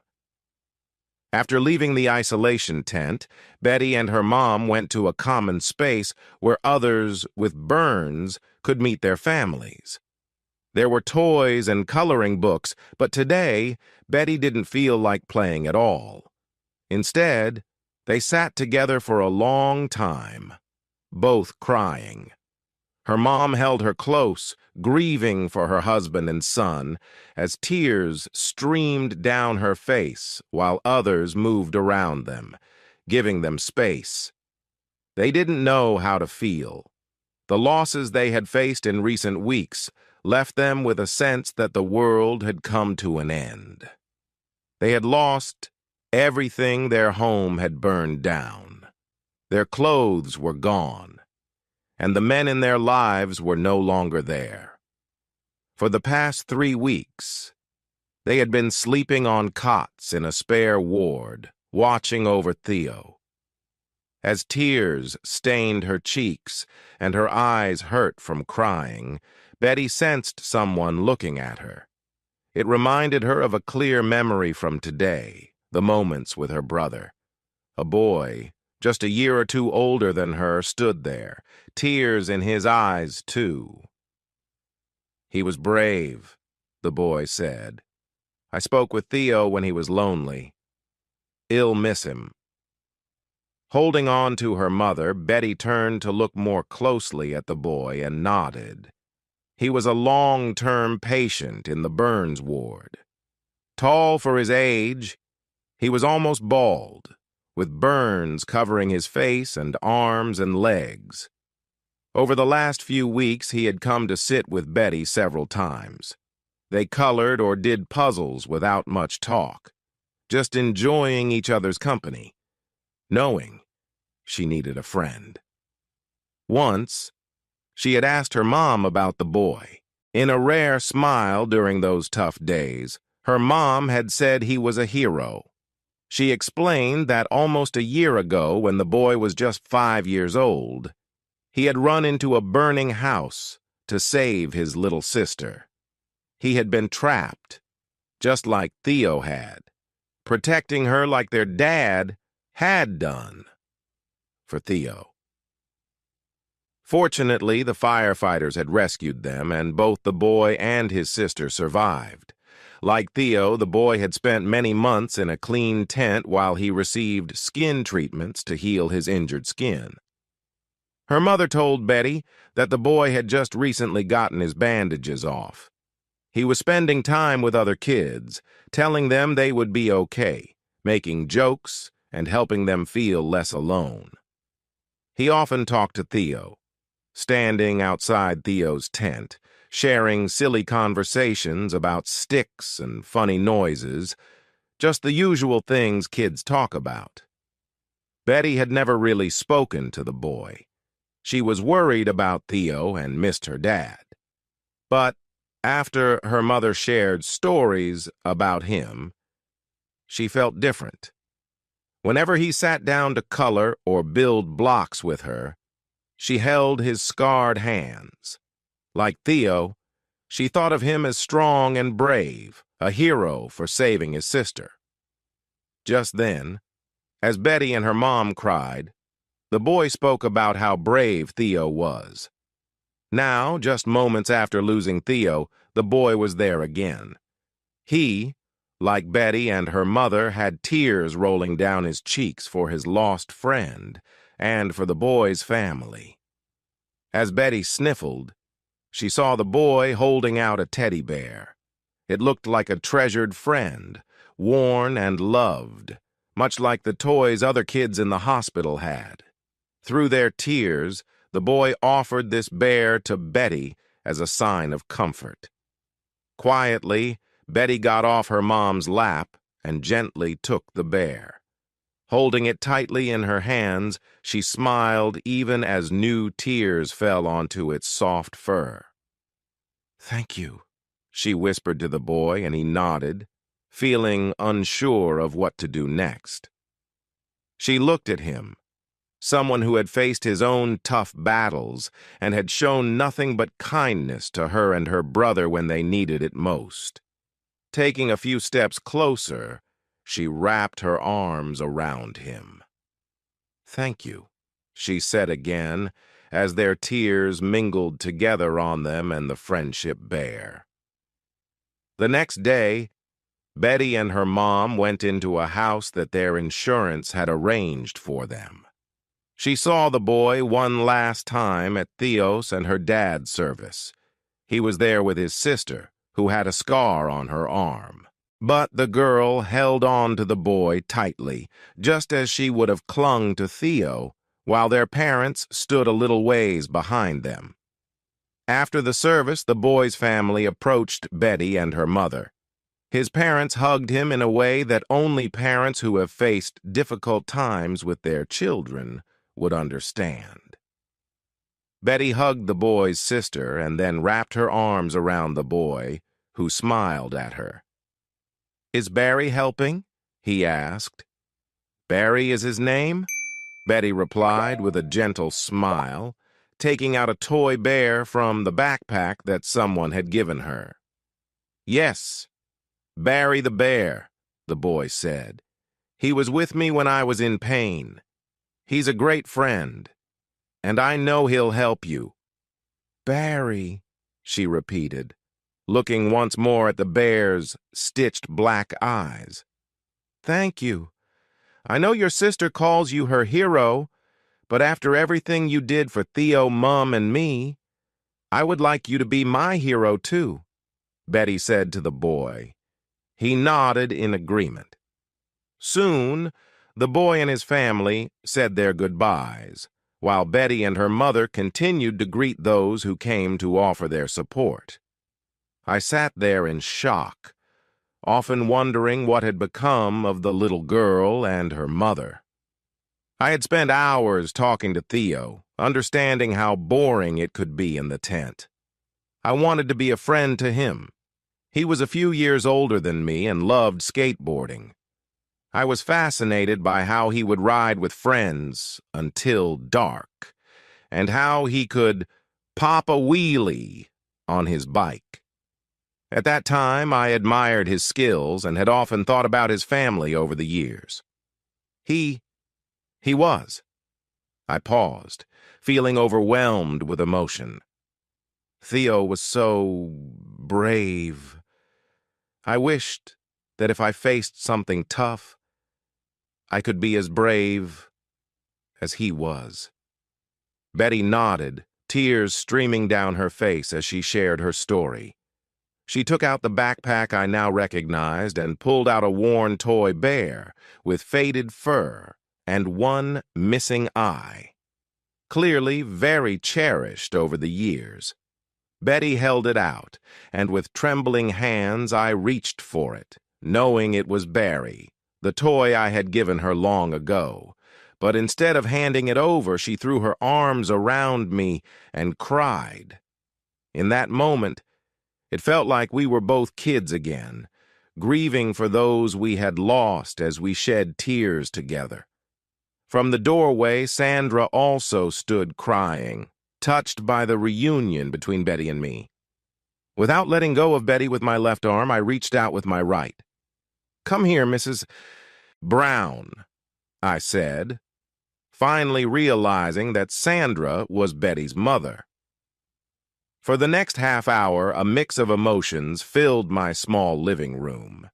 We shifted from sadness to joy, exchanging tears and laughter in equal measure. In front of me were not Lorandra and her agent anymore, but Betty and her mother, Sandra. I called Harper and told her I had just reconnected with Betty, and she needed to come over right away. 10 minutes later, Harper was shocked when she realized that Betty Brown was actually Lorandra. After that, it took another 20 minutes for the girls to exchange excited remarks before they settled down a bit. While Harper and Betty chatted, Trey, who was always with my sister, helped Sandra in the kitchen with ice cream and apple pie. They moved around my place quickly. When I tried to help, Betty playfully pushed me back down and sat on my lap, telling me I couldn't get up. Harper laughed and gave me a knowing smile. I was unsure of what to do. It seemed they both enjoyed my awkwardness, which was an understatement.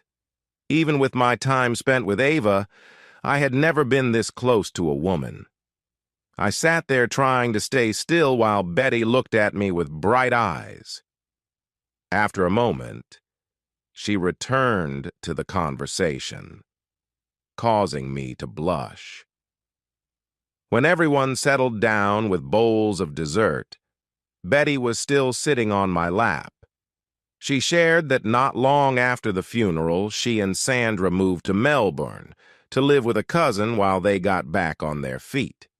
They received a lot of support, and a couple of years later, Betty was invited to join a children's beauty pageant to help raise money for kids with cancer. At the pageant, a talent scout from a big modeling agency noticed Betty's walk and offered her a chance to join. By the time Betty was 12, she had a new name, Lorandra, which sounded exotic, and her modeling career began. Sandra and Betty were very close, so Sandra became her manager. Together, they traveled the world, attending charity events to raise money for good causes while also ensuring Betty was recognized as a top model to give these charities attention. The five of us talked well into the evening, and when Betty noticed I was getting restless, she moved to the side of the couch but still held my hands, her legs resting on mine. Everyone in the room noticed that her hands were still with mine, and a few times I caught Harper looking at me with a grin. I playfully stuck my tongue out at her. With less than an hour before midnight, Harper and Trey decided to head home, and Sandra mentioned that she and Betty should do the same. Betty got up slowly, stretching like a cat, aware that everyone was watching her. I walked everyone to their cars. I kissed my sister and shook Trey's hand. "She likes you," Harper whispered to me as I kissed my little sister goodnight. I snorted, my expression saying, "No way." Harper just looked at me and wished us a good night. Sandra hugged me and thanked me for a wonderful evening and for being there for her son when he needed support.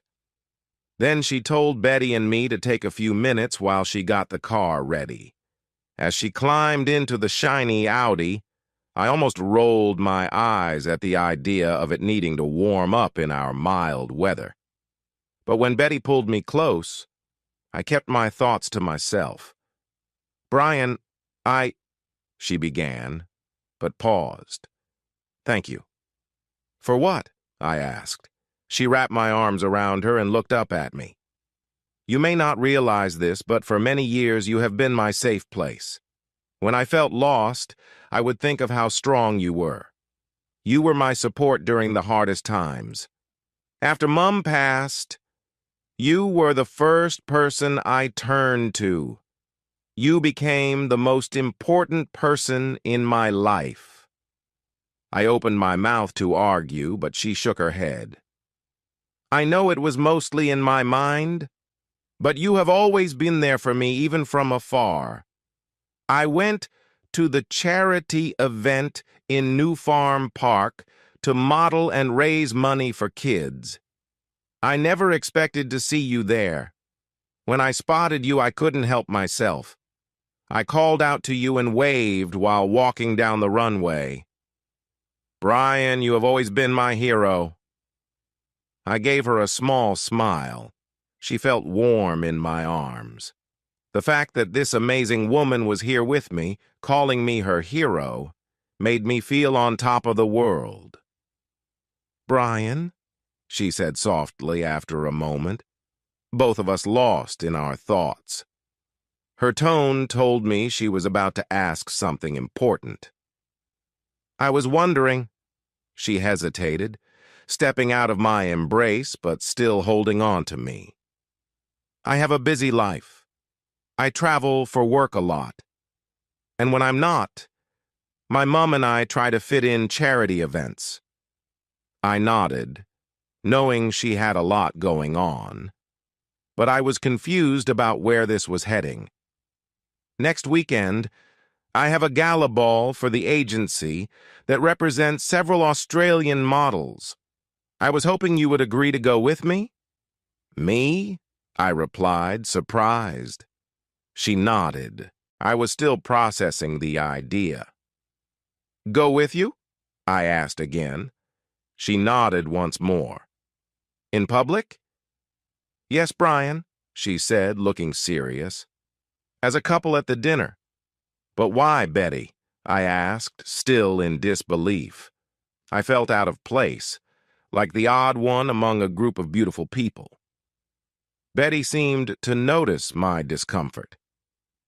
Yes, Brian, I mean you, she said firmly, taking my wrist. I really want you to join me. Just so you know I like you. Me? I asked again, sounding a bit foolish. But, Betty, you're a top model. I'm sure guys would happily pay just to spend time with you. You're on magazine covers and can have any guy you want. She gently placed her hand over my mouth, stopping my rambling. Before I realized what was happening, she pulled me down, and her lips met mine. It felt sweet, like apple pie and vanilla ice cream, and I couldn't believe how nice it was. Betty, I said when she pulled away, thank you. But why me? Everyone else will be so attractive. It'll just seem out of place. No, she said, her voice firm now. Brian, you don't see it because others have put you down. Many people love and care for you. Harper, Trey, your parents, Tim, Sonia, and Jeff, you aren't out of place. It might seem sudden, but Brian, you have been important to me for a long time. You're important, man? Betty, you've dated famous people and probably wealthy guys. I've only had one relationship in 26 years, and she left me for someone else before things got serious. So you've been waiting for me all this time, Betty said with a playful smile. You sly man. She leaned back into my arms. It's fine, Brian. I won't tell anyone. While you've been admiring me, I've been noticing you too. I'd like you to join me next week. If you feel uncomfortable at any moment, we can leave. But I want to spend time with you. I thought about it, spending time with an amazing woman who seemed to like me. That sounded easy. Okay, I agreed. She beamed at me, and then we shared another kiss, this one lasting a bit longer. We only stopped when Sandra honked the horn. Betty laughed. Oops, I forgot my mom was here. Brian, "Can you call me in the morning?" she asked, pulling out her phone. "What's your number?" I told her, and she quickly called my phone that I had left inside. "That's my private number. Only very close friends and family have it." Feeling a bit brave, I asked, "Which category do I fall into?" "I want you to be in the second category soon," she replied, stepping back. "I have to go now, but please call me, or I'll be the one calling you."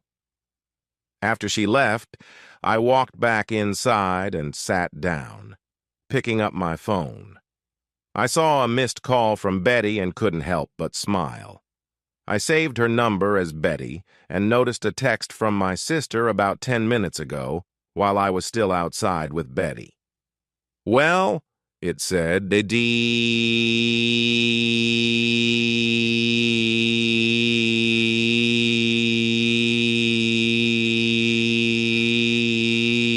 replied. "Wow, that good." She sent back and then called me. We talked for about 15 minutes, then I said goodnight and went to bed. Just in case you might see it, I sent a message to Betty. "Thinking about you," I texted. A moment later, I got a reply. "Can't stop thinking about you too. You're my hero, but I need sleep. I promise to dream about us, okay?" I replied and then fell asleep, remembering the best kiss I had ever received. I dared to hope someone might see me as more than just my scars. The following week, I texted and talked with Betty every day. Everyone at work guessed that I had met someone special. I got smiles and questions about who she was all week. I jokingly said, "Lurandra," and they laughed, knowing it was a joke. They told me they were happy for me. I clocked off an hour early on Thursday, and Sandra and Betty picked me up from my place a little after 5. They took me to an upscale store and had me fitted for a tux. The owner seemed a bit rude until Betty told him to improve his attitude or she would stop working with him. After that, everything went well. On Saturday morning, Betty came to my place alone and said we were going for breakfast. Wearing hats and sunglasses, hers to hide her identity and mine to cover my scars, we drove to a seaside cafe and spent time talking about everything and nothing at all. What I loved about Betty was that she never asked for anything from me. She never expected me to treat her a certain way or buy her things, like Ava did. Instead, she treated me like I was just like everyone else.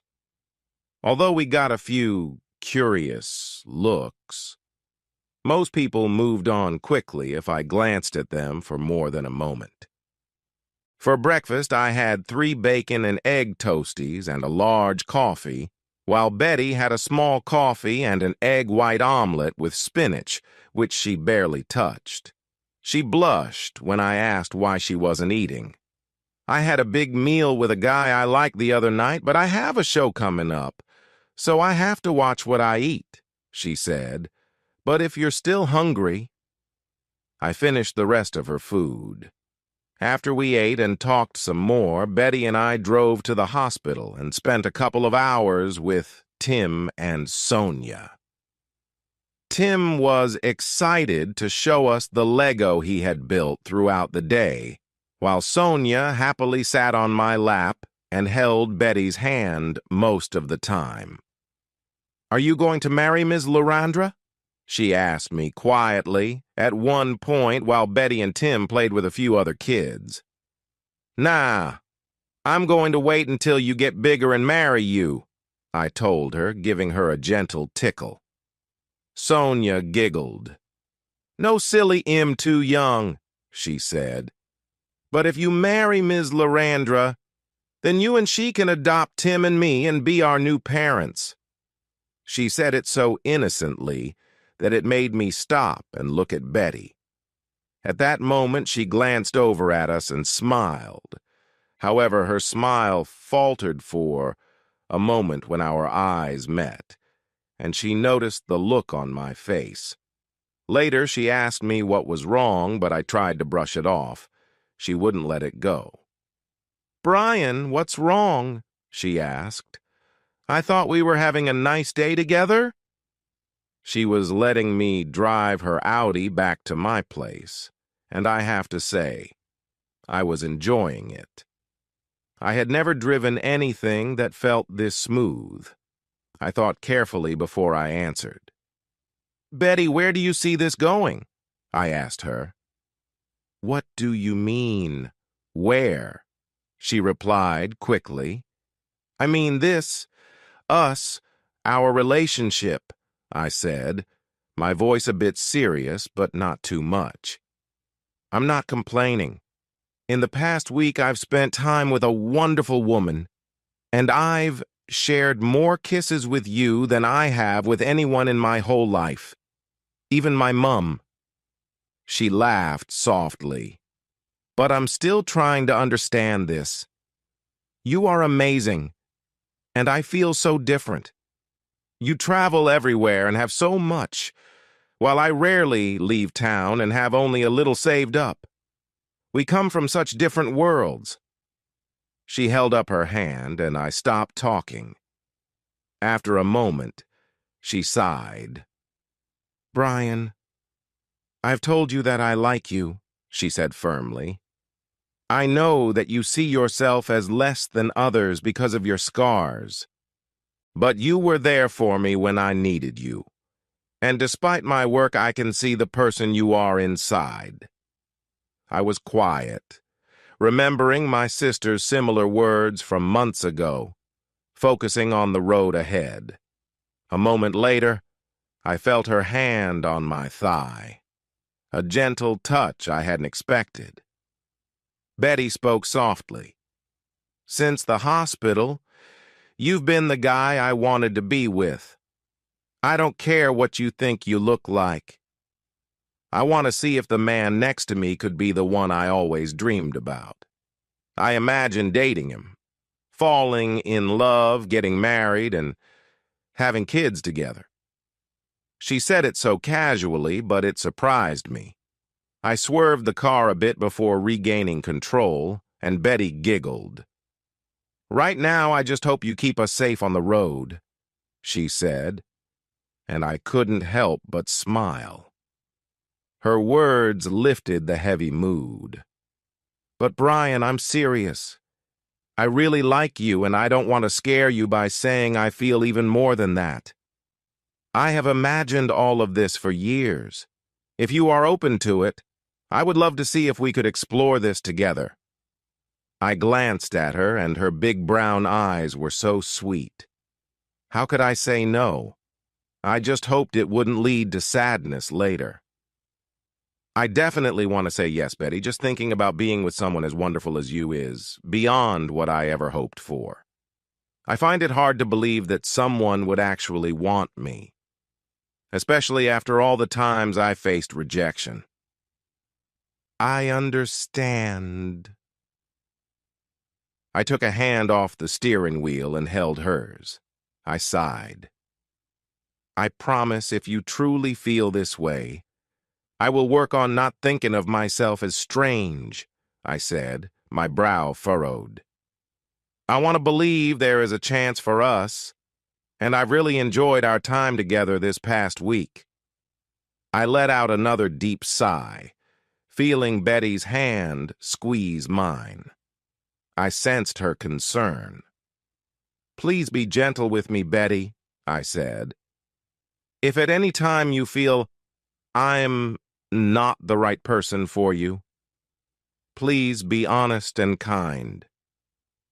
We fell into a comfortable silence until we stopped at a traffic light just outside my house. Once the car was still, I felt Betty lean over and kiss my cheek. "I will never hurt you," she whispered. We arrived at the event venue, and I almost stayed in the car. It was for a well-known modeling agency with a red carpet, barriers, and many reporters that made me want to drive away. Betty encouraged me to get out. "It's all right, Brian," she said kindly.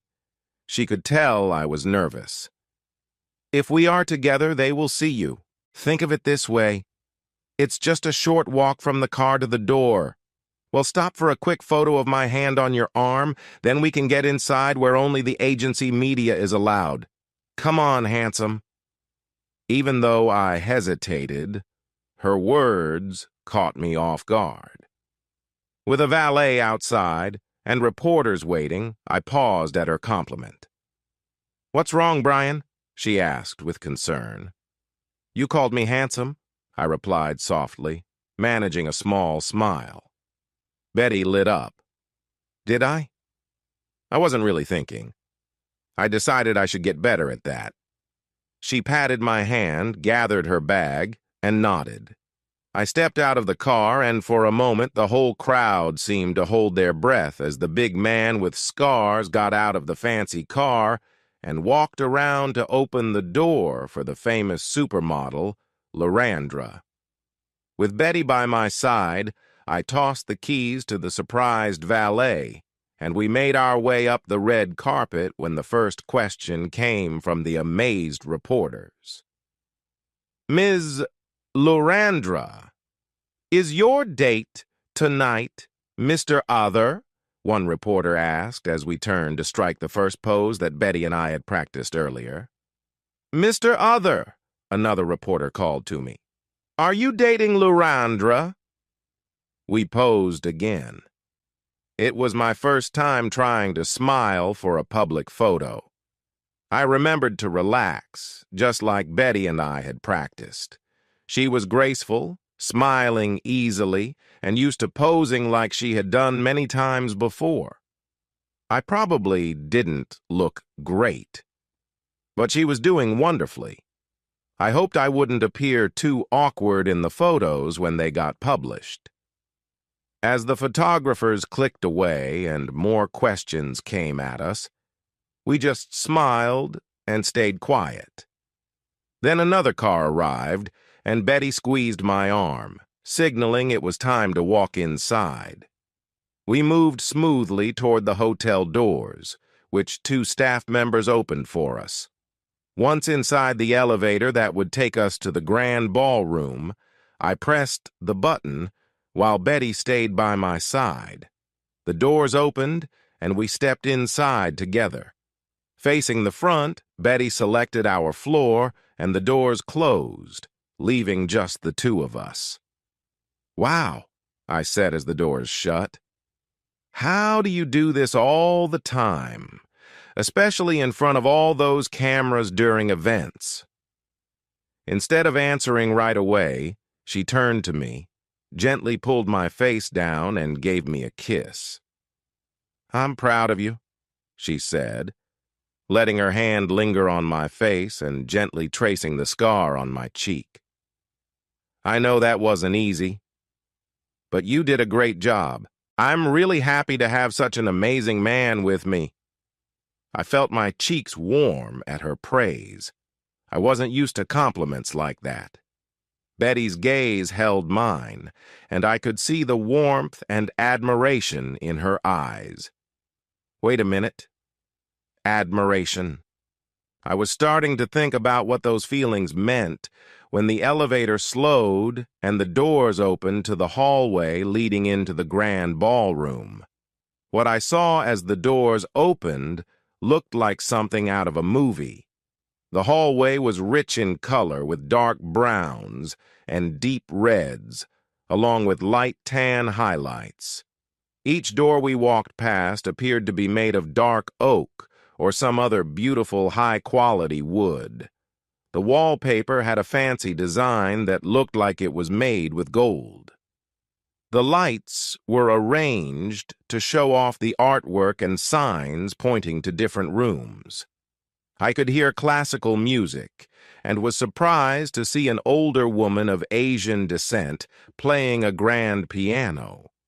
Her long brown hair fell in waves, and she wore a flowing green dress as she played. As we walked along, Betty calmly told me what to expect. She reassured me not to worry about how others might react, saying she would be with me every step of the way. When we entered the ballroom, it took my breath away. The agency clearly spent a lot more money than needed. 2 rows of 3 beautiful chandeliers hung from the ceiling in the large room. On one side, there was a big dance floor, and at both ends, there were large ice sculptures. To our right, a statue of a swan had its neck arched and wings spread wide.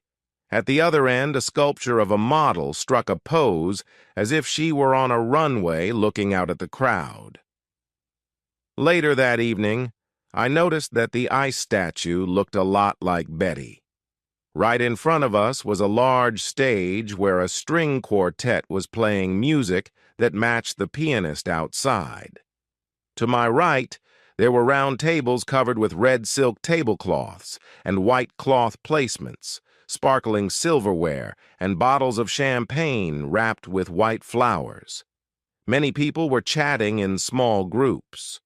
I was surprised to see both beautiful models and many ordinary-looking people, some of whom weren't very attractive.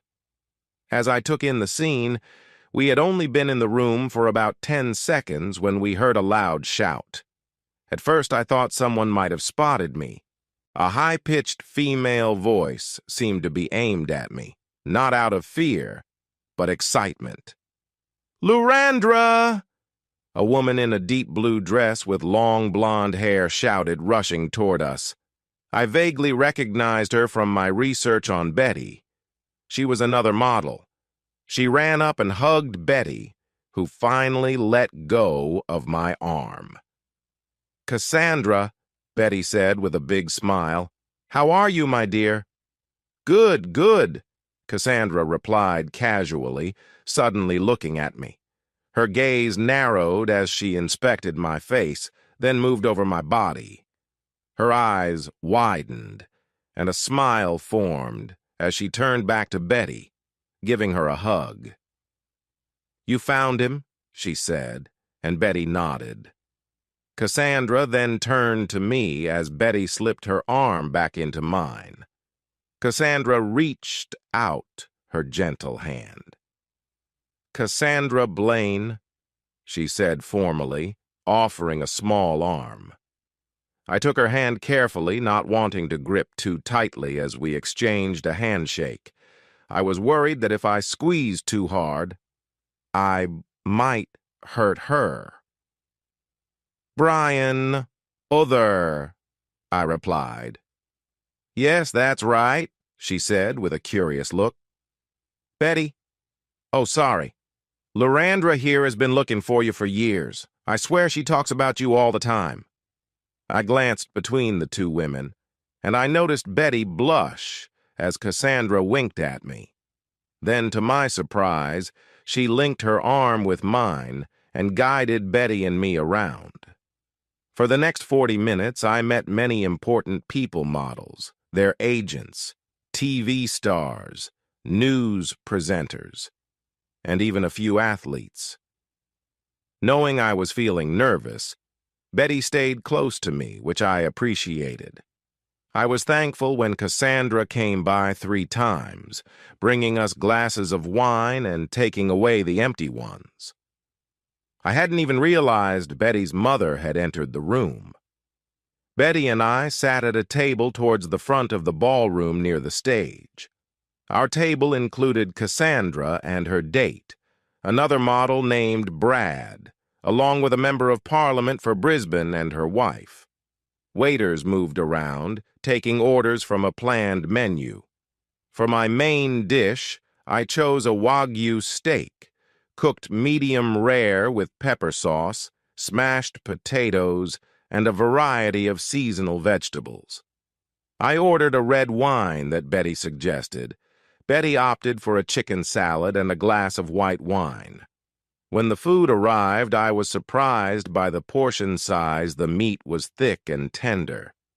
My jaw must have dropped because the TV news presenter sitting next to me noticed my reaction. "It's always a surprise the first time," he said. "You'd think with this being an event for models, the meals would be small." I nodded, and he chuckled as he cut into his steak. The models might barely touch their food, but the rest of us are paying for a good meal. I looked over at him, and he smiled again before putting down his knife and fork and extending his hand. Ray, he introduced himself. Ray Jordan, Frontline News. I shook his hand, recognizing him from his long career as a presenter. Brian Other, I responded. Again, he greeted me with a friendly smile. I think most people in the city know who you are.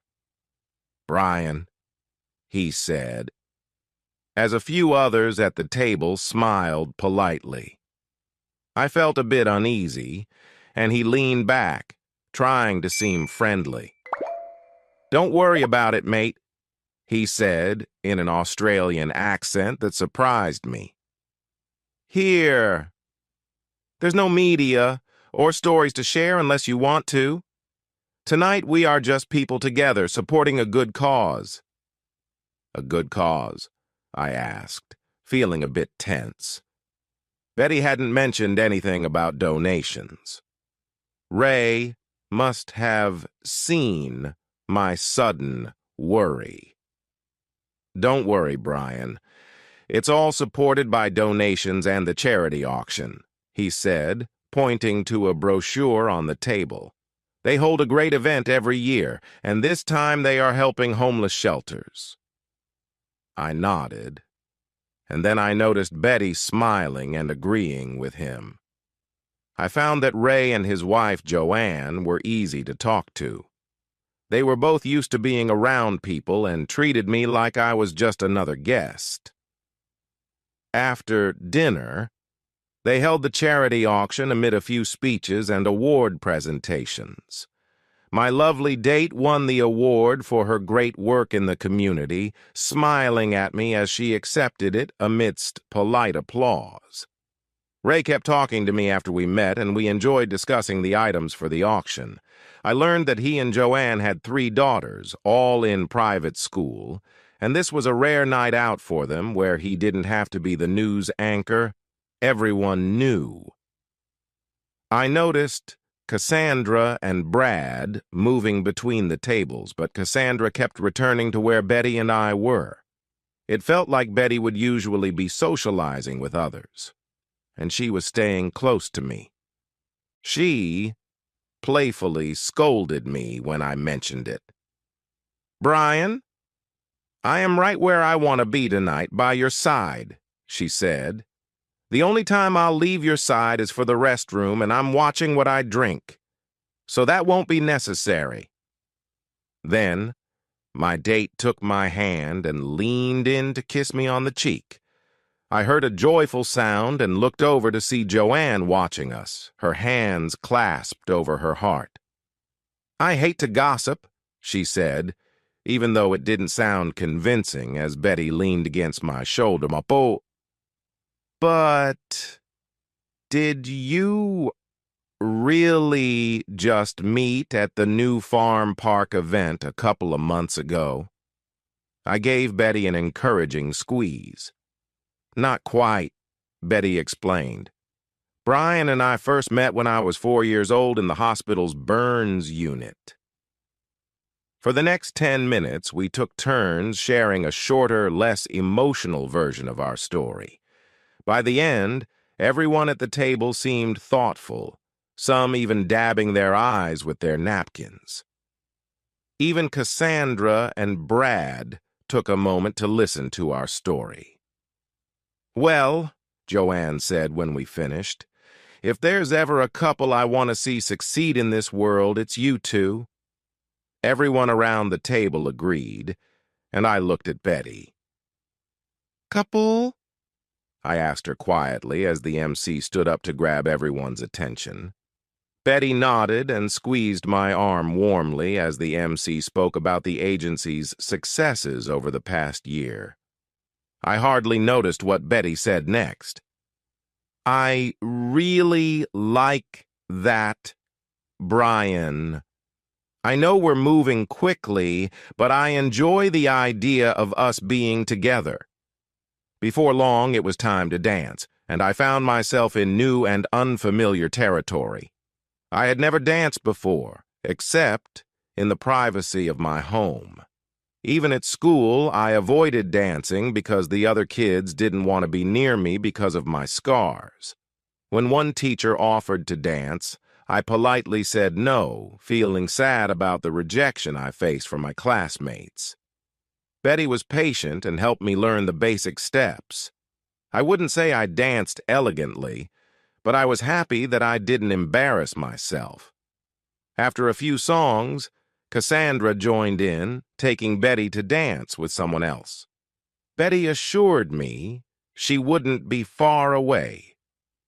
I nodded and smiled at Cassandra, my new partner. "You're special, you know that, right?" Cassandra asked right after we began dancing.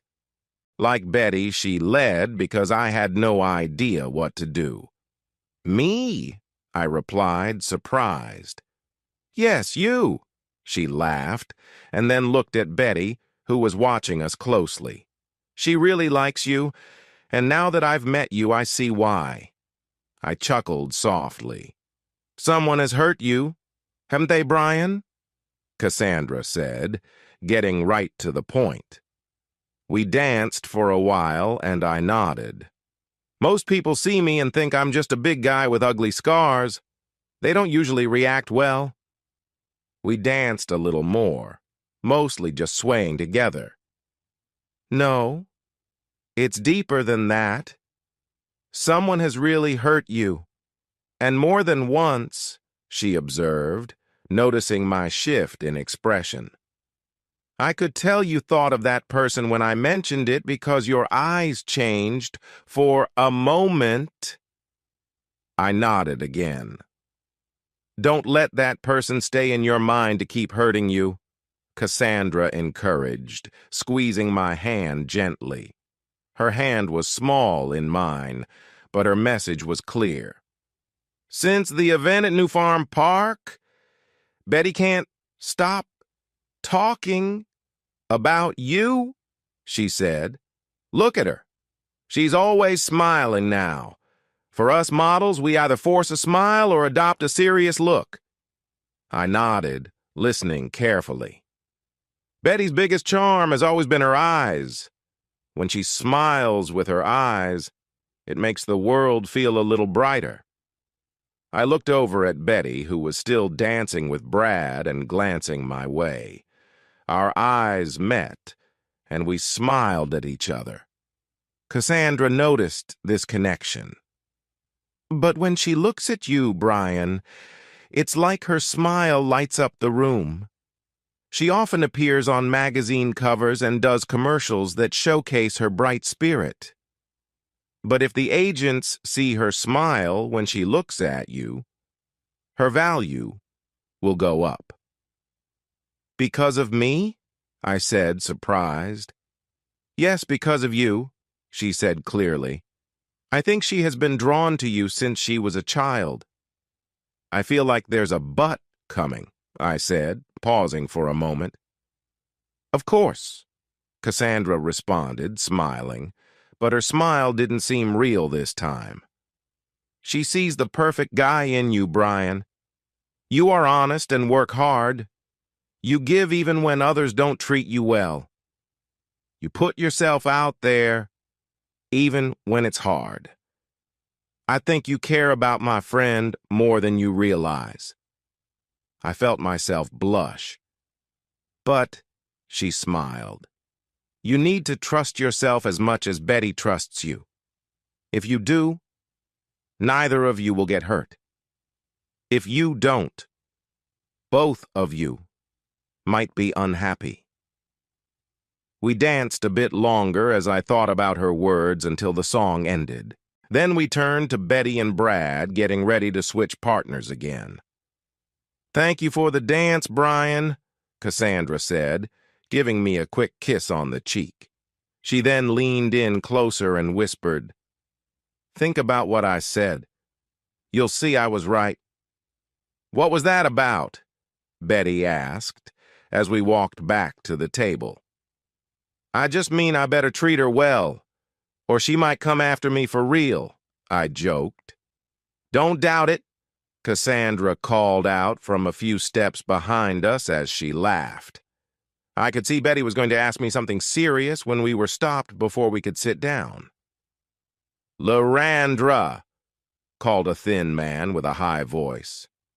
Andrew, Betty replied, her face lighting up with a real smile.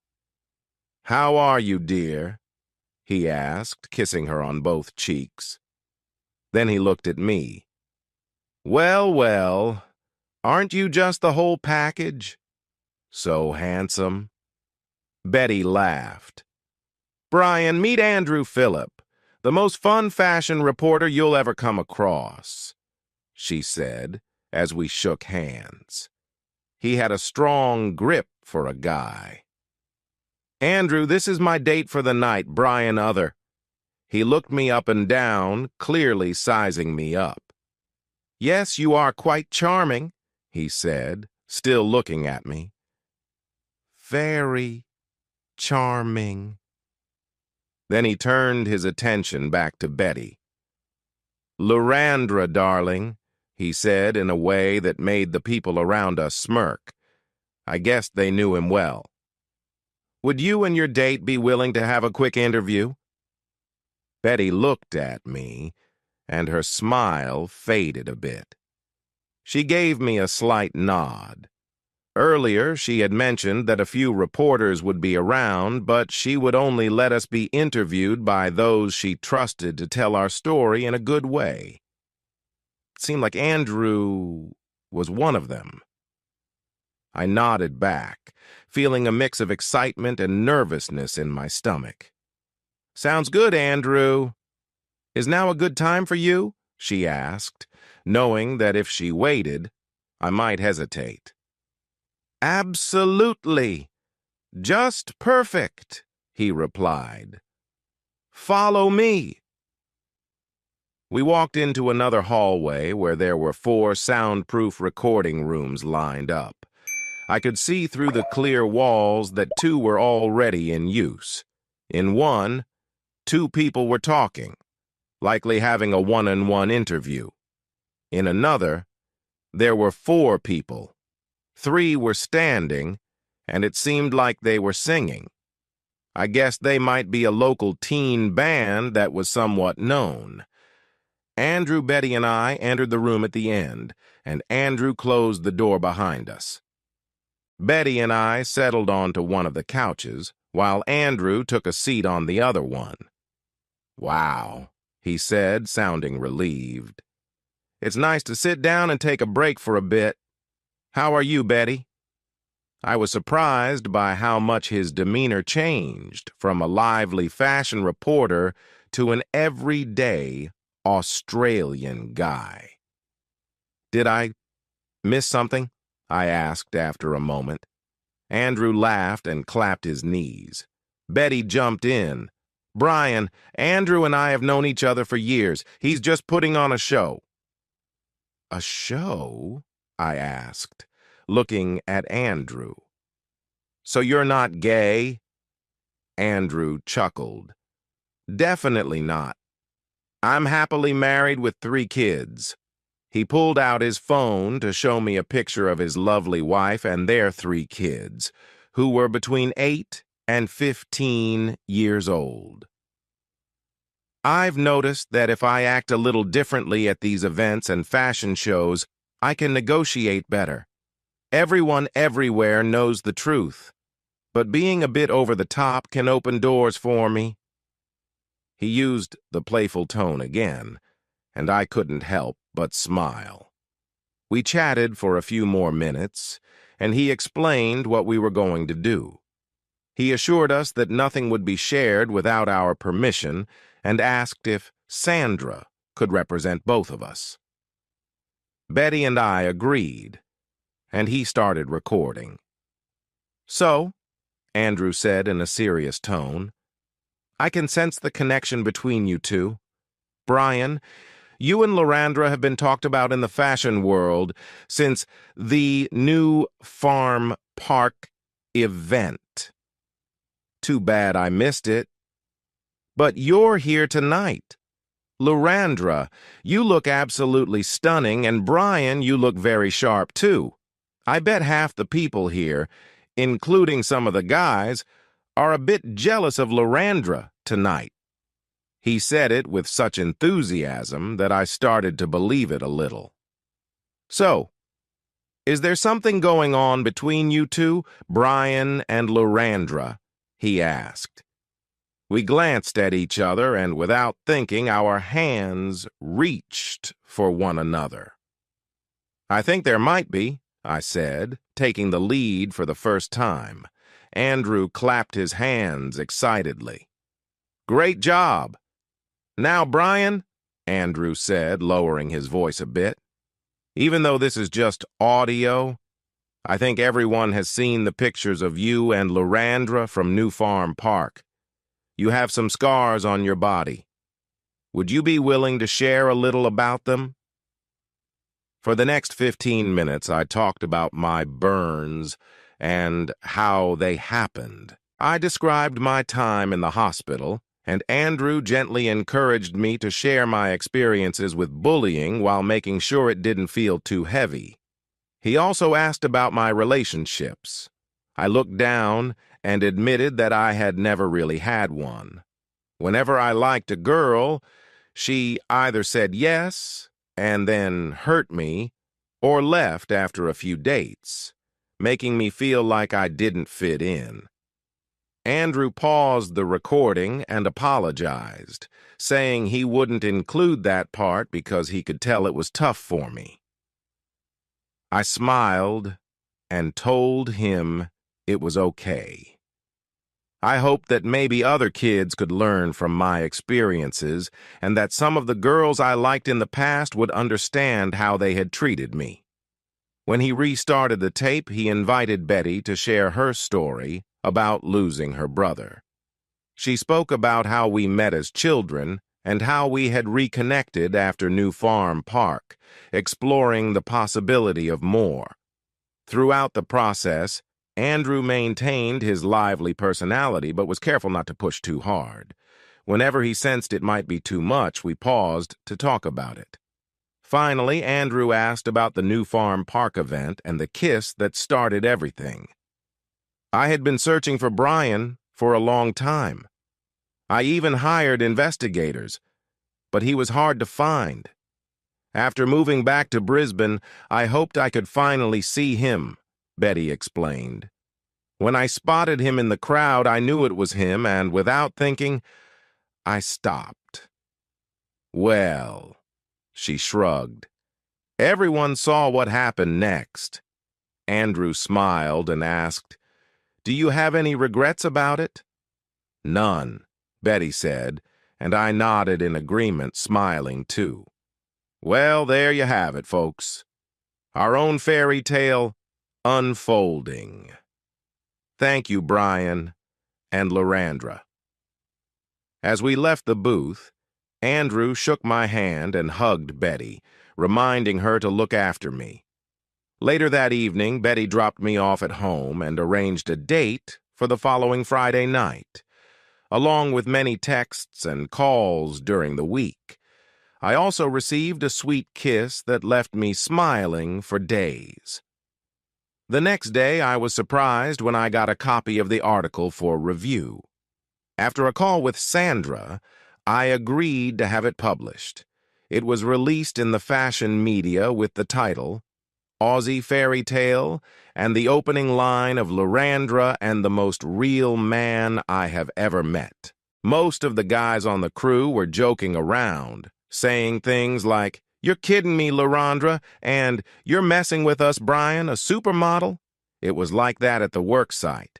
But what really made me feel good was that none of them made me feel awkward about having a relationship. The next 2 months were amazing. I can't remember being this happy before. Betty and I spent a lot of time together. She had to go overseas for a show twice and flew to Sydney 3 times for work. But when she wasn't working, she always made time for me. She showed me the lovely apartment she shared with Sandra. but we often spent time at my place because it felt more private. I felt like a teenager again, spending hours just hugging her and holding her close. I introduced Betty and Sandra to my parents. My mom hugged them both and had tears of joy. She welcomed them to our family. We had cookouts, watched movies, enjoyed picnics, and visited art galleries. I even got to experience my first plane ride to Sydney to attend a show with Betty. I was nervous during takeoff and landing, but Betty held my hand. I felt a bit embarrassed, but she said it was cute. In Sydney, we shared a bed, and for the first time I held someone while we fell asleep. I had never slept so well as I did that night. In the morning, I woke up to see Betty looking at me. "Good morning, my man," she said, kissing me. I smiled back.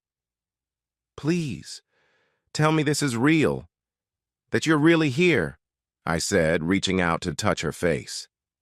"It's real. Very real," she answered as she sat up. Betty was wearing a soft nightgown, and she looked at me with a curious expression. "Brian, why haven't you tried to be closer to me yet?" she asked, sounding a bit vulnerable. "Closer? What do you mean?" I started to respond, but then I realized where this was going. I quickly sat up and noticed she saw my scars for the first time in the morning light. Her eyes widened as she looked at the marks on my chest. "Brian, she gasped, covering her mouth and glancing between my body and my face. It's one thing to see someone's face and arms. It's different when you see more of their scars. I smiled gently. "It's okay, Betty. It doesn't hurt. Look." I took her hand and placed it on my chest. "See?" After a moment, I smiled softly, got up from the bed, pulled on a shirt, and sat in the corner of the room. "Don't be upset." "It's okay, Betty," I said. "Most people get shocked when they see me without a shirt on. It took this long for you to see the real me." "Well, I guess now you can let me go," I said quietly. "No," she replied, stepping off the bed and into my arms, her embrace filled with warmth. "No," she repeated, searching my eyes. "Brian, I'm not walking away just because I saw your scars. If anything, they make me see you even more clearly. You felt safe enough to show me a part of you, and that means something. Those marks, they're just part of you. And I admire you all the more for it." Her gaze was steady as she held on to me. "You're not losing me. You're mine. Understand?" We shared another kiss, and when we paused, I smiled, gently touching her cheek. "Sorry, I'm just so used to expecting the worst," I admitted, our foreheads meeting as we stayed close. "Did I hear you say you're falling in love with me?" She nodded, a soft smile on her lips. "Yes, Brian. I'm falling in love with you, and I know you care about me too." She hesitated, looking thoughtful. "So why are we holding back?" I glanced away, feeling a bit vulnerable. "It's complicated." "Are you nervous?" she asked, looking at me closely. "Yeah," I admitted. "I've never been in a real relationship before, not like this. You're, well, you're someone the world knows, an international model. I'm just not sure how I fit into your life." She smiled gently. "Brian, I care about who you are, not how the world sees me." I felt a wave of relief wash over me, and she leaned in again, her eyes full of sincerity. "Listen," she said, holding my gaze. "What we have is different from anything I've felt before. I don't care about anyone else, just you." She paused, thinking over her words. What matters is that we're here together, and I know this is special. She brushed her hand through my hair and smiled, filled with a calm confidence that reassured me. I could feel the hairs on my arms stand up as I noticed her excitement. She looked at me and then back at her own fluttering breath as she stood up quickly.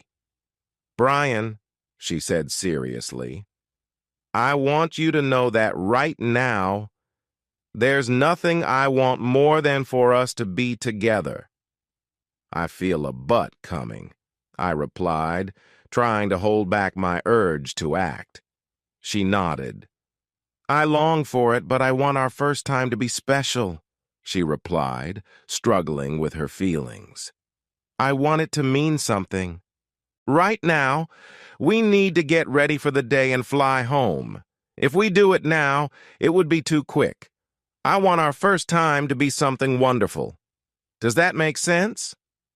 For some reason, I agreed. She smiled and took a few steps back.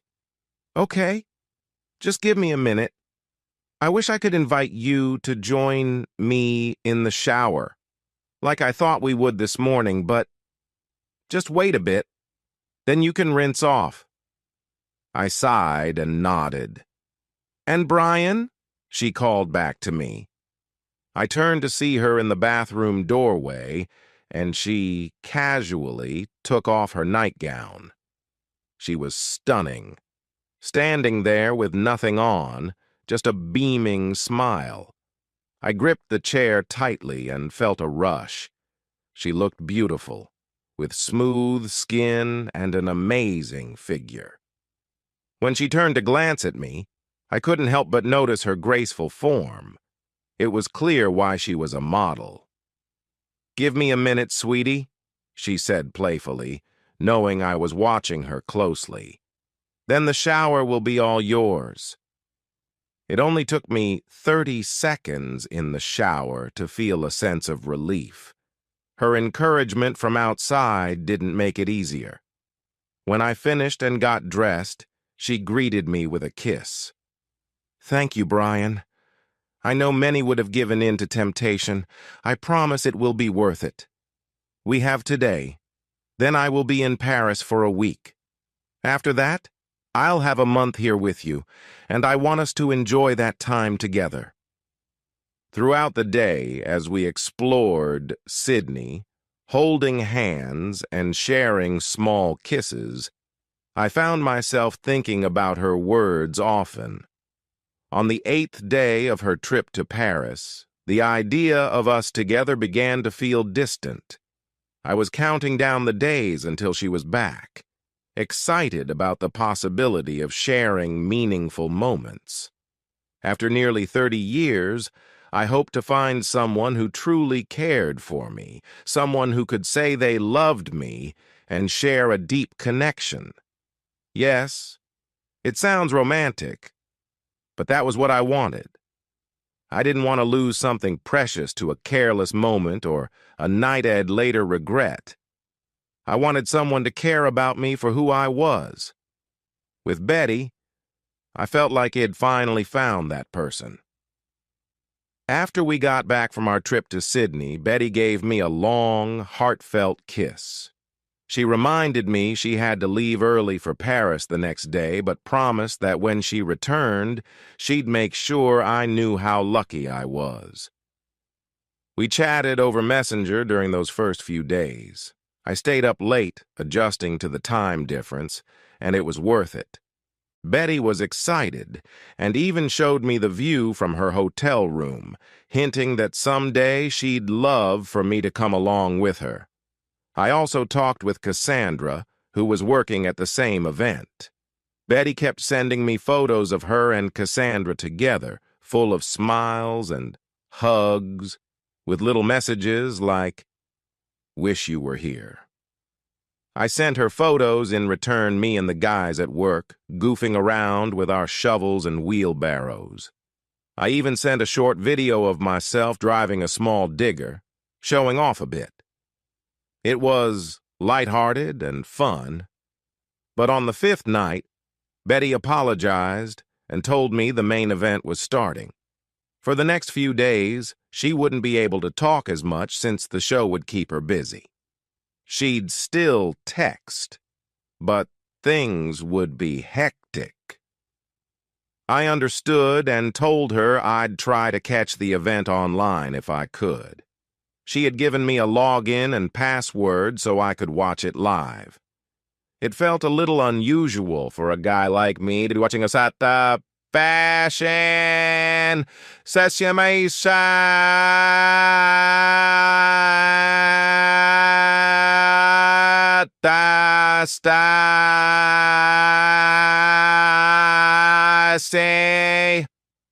So, don't know what of us now, but he's when I showed up at girlfriend at my best when son rolled there, wash one room when he can never feel as amazed about eased. She wore elegant evening gowns, beachwear, and even some unique outfits like trench coats. It was all part of her world, and I felt lucky knowing I was the one who got to be close to her.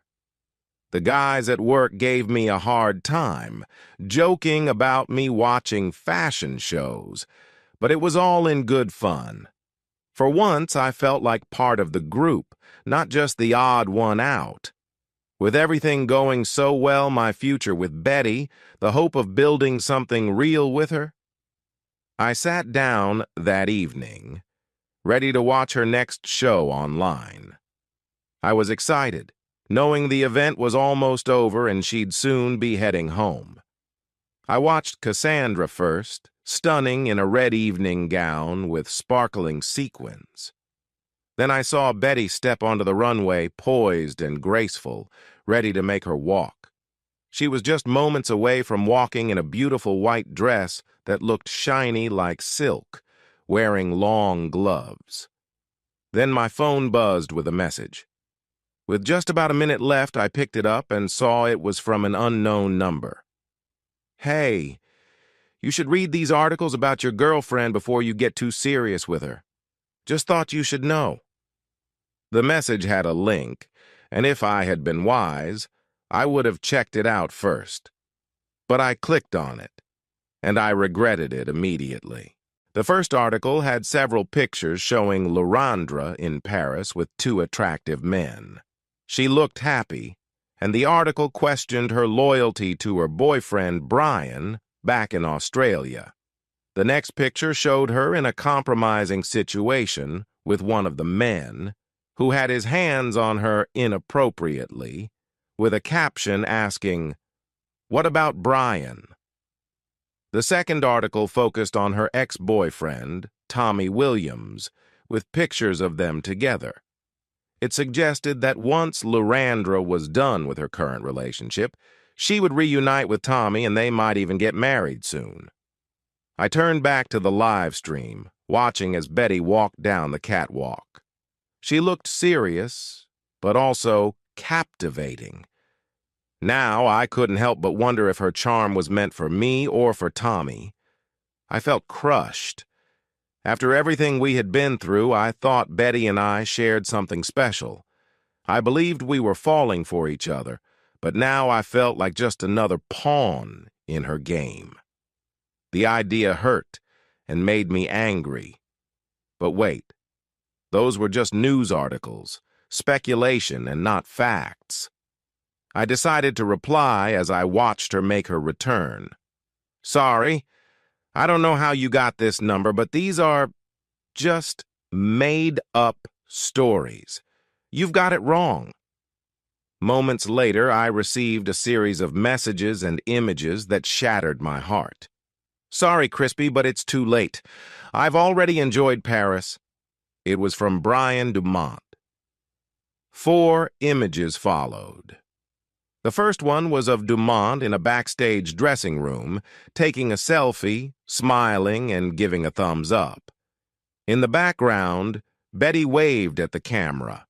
The second showed Brian and Betty close together, both grinning like they were best friends. The third picture was Dumont taking a selfie while Betty stood beside him, dressed minimally. I felt my chest tighten as anger rose. The last image broke me completely. It was taken in a hotel room. Out the window, I could see the Eiffel Tower, which reminded me of where I was. In the bottom right corner of my phone screen, I noticed the date stamp was only 2 hours after last night's show. That was when Betty sent me a text saying she was tired and going to sleep. But in the photo she sent, she was very much awake. In the picture, she was fully exposed, smiling in a way that lit up her eyes, just like when she was walking the runway and looking at me in Sydney only 2 weeks earlier. Next to her was Brian Dumont, also smiling at the camera, making it clear he felt like he had won once again. I don't know how long I stared at the images. It felt like only a moment, but it could have been much longer. Eventually, I found myself sitting on the bench in my backyard, watching the last of the sunset and unsure how I had gotten there. The sky was darkening with storm clouds, and the air smelled fresh. But as the sun set and the stars began to appear, I enjoyed the cool breeze. I rested my arms on the bench and leaned back to gaze at the sky as the first raindrops hit the ground. That night, a strong storm rolled in. Lightning flashed, and the wind howled. I hardly noticed it as I sat there feeling sorry for myself. The bright flashes of lightning lit up the sky, and the loud thunder didn't bother me at all. Instead, my thoughts replayed moments of my life that brought me down.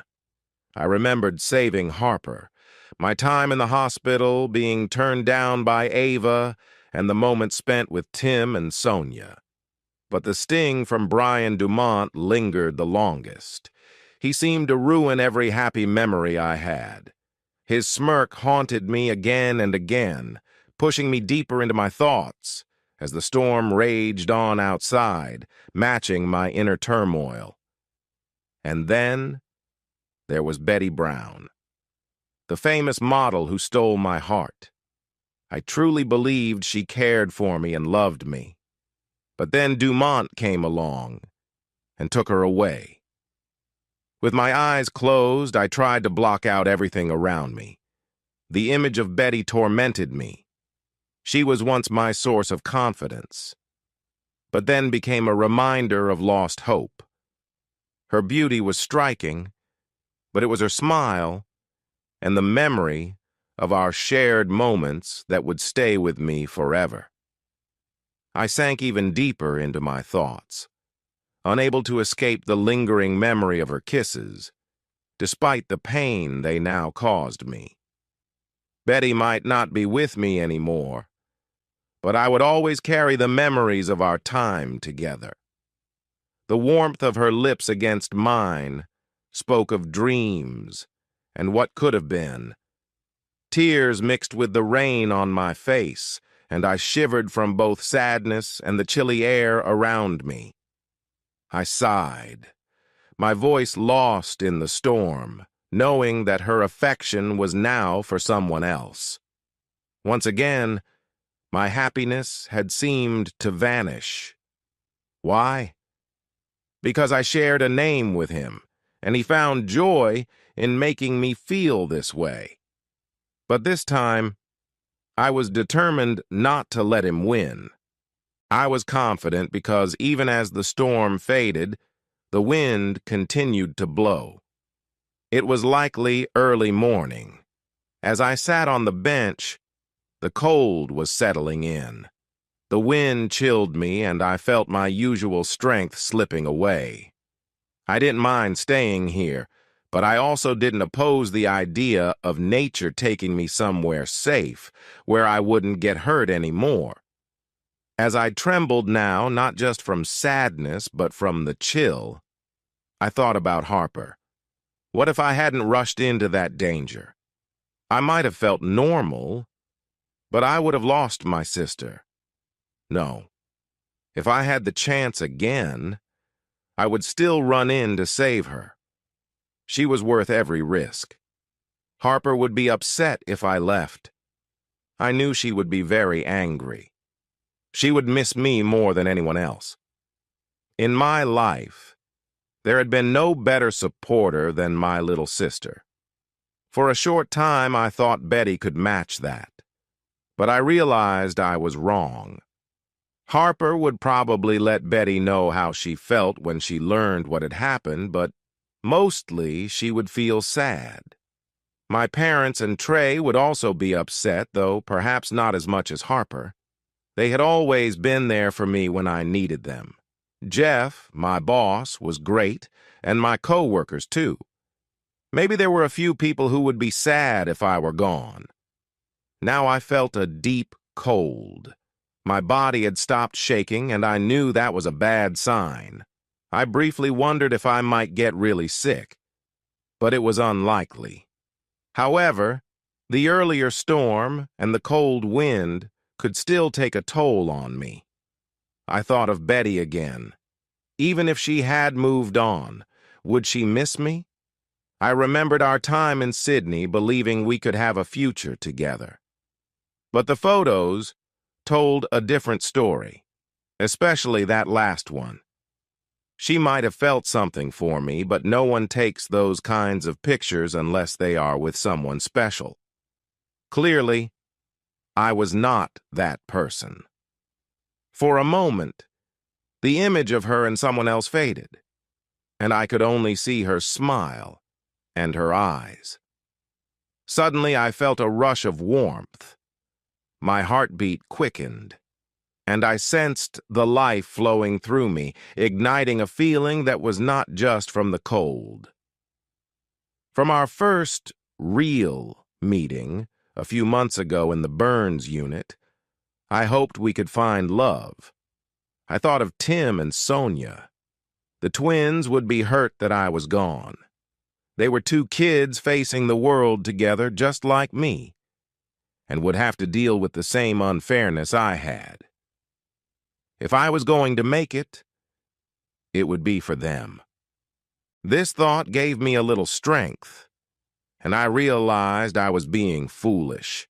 Sitting here feeling so low didn't mean I could give up on being there for Tim and Sonia as they grew up.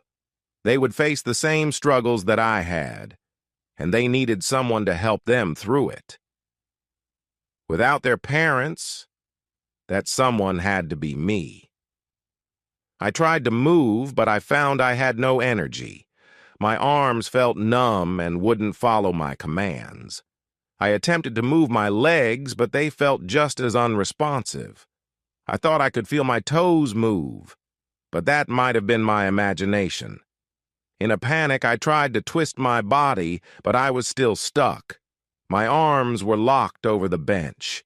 My muscles had tightened, pulling blood away from my arms and legs to keep my core stable and alive. Instead of moving, I just managed to push a few splinters into my arms, shifting only a little bit. I scolded myself for letting my sadness keep me from being there for Tim and Sonia. I stopped and tried to listen to the world around me, hoping to find a way to escape this situation. Inside, I could hear my phone ringing. It had probably been ringing for the past hour, but I hadn't really noticed it. I figured it was likely Betty calling to end things, but I was okay with that. I would have a hole in my heart that might never be filled. Yet I realized that Tim and Sonia would need me, and that was what mattered most right now. I focused and began to hear more sounds. In the distance, a garbage truck was moving, which meant it must be close to dawn. Dawn suggested warmth, and if I could just hold on until then, I might be able to move and get help. But a sudden chill in the air made me doubt my strength. I could feel it on my skin, but I also felt numb, like the cold was muffling everything. Worse, I started to feel very tired, and I knew falling asleep was the last thing I should do. Through half-closed eyes that were blurry and unfocused, I saw a light on the horizon. I could hear a car stop and someone knocking on a neighbor's door. For a moment, I wondered who would knock at this early hour. But then it hit me that they might be able to call for help, and I tried to shout out. However, my voice was weak from the cold and my exhaustion. I managed to speak, but my voice was very soft, not loud enough to get anyone's attention. I felt weak and was fighting to stay awake when I thought I heard my back door open. "What happened, Brian?" Harper said, sounding upset when she saw me. "Betty is worried because you haven't answered her messages and she—" Harper suddenly stopped talking when she noticed I wasn't moving on the bench. "Brian?" she asked, coming closer. "Brian!" she yelled. "Oh no, Brian, what happened? Help!" I heard her scrambling, and then she spoke into her phone. "Betty, I found him. He's out back, and it looks like he has been here all night. He's wet from the rain, his lips are purple, and he's freezing. Betty." "No, you're right. Call an ambulance," I heard Harper say in a panic before she made another call. She talked to someone who said help was on the way. They must have told her to stay calm and talk to me while waiting. "Brian, what happened? Why did you stay outside? What's wrong?" she asked, using the word hero, which made me groan. "Dumont," I whispered as she got close. Harper's face quickly changed to worry as she asked, "What did you say? Did Dumont do this?" "He took Betty," I managed to say. Harper would find my phone and see the truth about what Dumont had done to me. She kissed my forehead and frowned. "Brian, that can't be true. Betty would never do that to you," she said as her warm lips touched my cold skin just as the ambulance arrived. There was silence between us as Harper shouted that we were outside. Suddenly, many hands were touching me and a soft voice told me to relax. They asked questions, and I whispered responses, though I couldn't remember what I said. They wrapped me in a blanket, and I finally gave in to the exhaustion and blacked out. When I woke up slowly, I learned it had been 4 days since Harper found me. I was in a hospital room, and somehow, Betty was next to me. The bed was larger than normal, probably for bigger patients like me. Betty was close to me, lightly snoring as I started to come around. But that changed as I groaned from the aches and pains all over my body. Betty woke up immediately. "Brian, are you okay?" she asked, panic flooding her voice. "Betty, why are you here? What about Dumont?" I asked weakly. I could see anger growing in Betty's eyes, and her voice had a harsh tone that surprised me. "That man can suffer for all I care," she said fiercely. I looked at her, confused. I had seen the articles and photos. "What?" I said hoarsely, my throat hurting. "Betty, I saw everything. The photos." "I don't understand. What are you doing here?" "Shh," she said, leaning in to give me a soft kiss. "Brian, it was all lies. I was never with him, and I'm pretty upset with you right now, to be honest." Upset with me? What did I do? I asked the tense woman who was holding on to me tightly. Her anger, which was directed at someone else, was now aimed at me. "Brian, why would you stay out in the rain during a storm? The doctors said if Harper hadn't arrived when she did, you might have died. Your body was shutting down. Why did you do that?" Betty then broke down and cried on my chest. I felt confused but wrapped my arm around her to comfort her. At least I could move again, which was a relief. After a minute, she looked at me with a question in her eyes. "I'm sorry, Betty," I said sadly, still unsure why she was here. Maybe it was pity. "I never really told you about my past with Brian Dumont. I suppose Harper filled you in?" She nodded. "Yes, let's just say I never want to be on your sister's bad side again." "Why not?" I asked. Betty looked away, a bit embarrassed. "While they were getting you into the ambulance, I called Harper to see what was happening. She told me you were in serious condition from being out in the cold." I nodded. "While Harper was securing your house before going to the hospital, she found your phone. It still had a certain picture open." She glanced at me, her cheeks flushed. I looked away, feeling ashamed. Here she was expressing her care for me and calling it lies. Yet she had been with Dumont. I had seen the photograph. "Brian," she said, gently grabbing my attention. "Look at me." Her hand turned my face back towards hers. I saw tears in her eyes. "The photo isn't real. It's a fake. Experts call it a deep fake. Dumont took a picture of himself with someone who looked a bit like me and then used computer skills to add my face to that image." As I watched her cry, my heart softened. "It was not me." She emphasized each word, still in tears. I realized I was crying too. I felt relief knowing that Betty hadn't been involved with Dumont, but I needed to know more. "What about the articles and the other pictures?" "I had Andrew check those articles," she said, tears still streaming down her cheeks, making her look so sweet. "They are also fake. Dumont tried to remove them, but Harper had Andrew look at your phone, and they found the data. But the other photos..." She sighed again.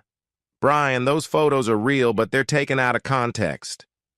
I've told you about Tommy. I don't know how he got those photos of Tommy and me. They were taken at a private event a few years ago." I nodded, not needing to hear more at that moment. "What about the ones in Paris?" I asked. "Aside from the one that wasn't good, those were real," Betty explained, now blushing. "Brian, you know when we model, most of the time we walk around backstage in very little clothing." I nodded. Betty had told me before. There was nothing inappropriate about it. The models, both men and women, usually wore minimal clothing as they quickly changed. I didn't like it, but I understood it was part of the modeling world. Somehow, Dumont got a backstage pass and took a picture of me during a quick change. There should be an assistant present, and it happens very fast, but somehow he got in and took the picture. He's in big trouble for that alone, not to mention everything else." She sighed. "Brian, the other pictures, the selfie with me waving and us cheek to cheek. He introduced himself and said he knew you, showing me some pictures of you both from school to prove it. He said he was going to send them to you to say hi. I thought he was being honest, so I allowed it." I understood, but I still felt misled. "Brian, I get it," she said, her hand now in mine. "Right now you might feel like I betrayed you. You might think I was just using you, or that I was going to leave with Tommy or Dumont." I felt my face heat up. "Yeah, pretty much." She leaned in and kissed me. "I understand, Brian, I really do. Because of one kind choice, you've faced teasing and shame from the world and from Dumont more than others. But Brian, I looked at her. You have me. I've joined Harper in the Hero Brian fan club. I love you, Brian, deeply, and no one but you will ever have my heart. When you get out of here, though, I'm upset you've changed my plans. You will have the chance to love me in every way. I am yours, and no one else's.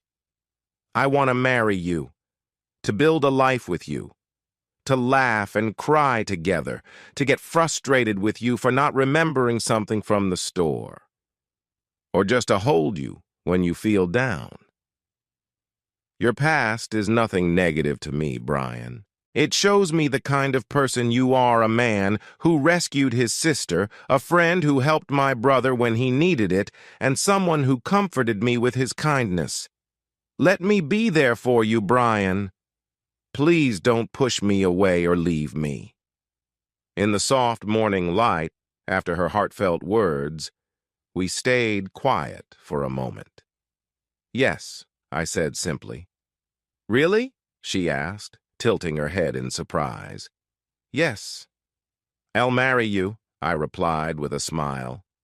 Betty's eyes widened and filled with tears as she leaned into me, sobbing softly. What's happening here? My sister's playful voice broke the moment a few minutes later.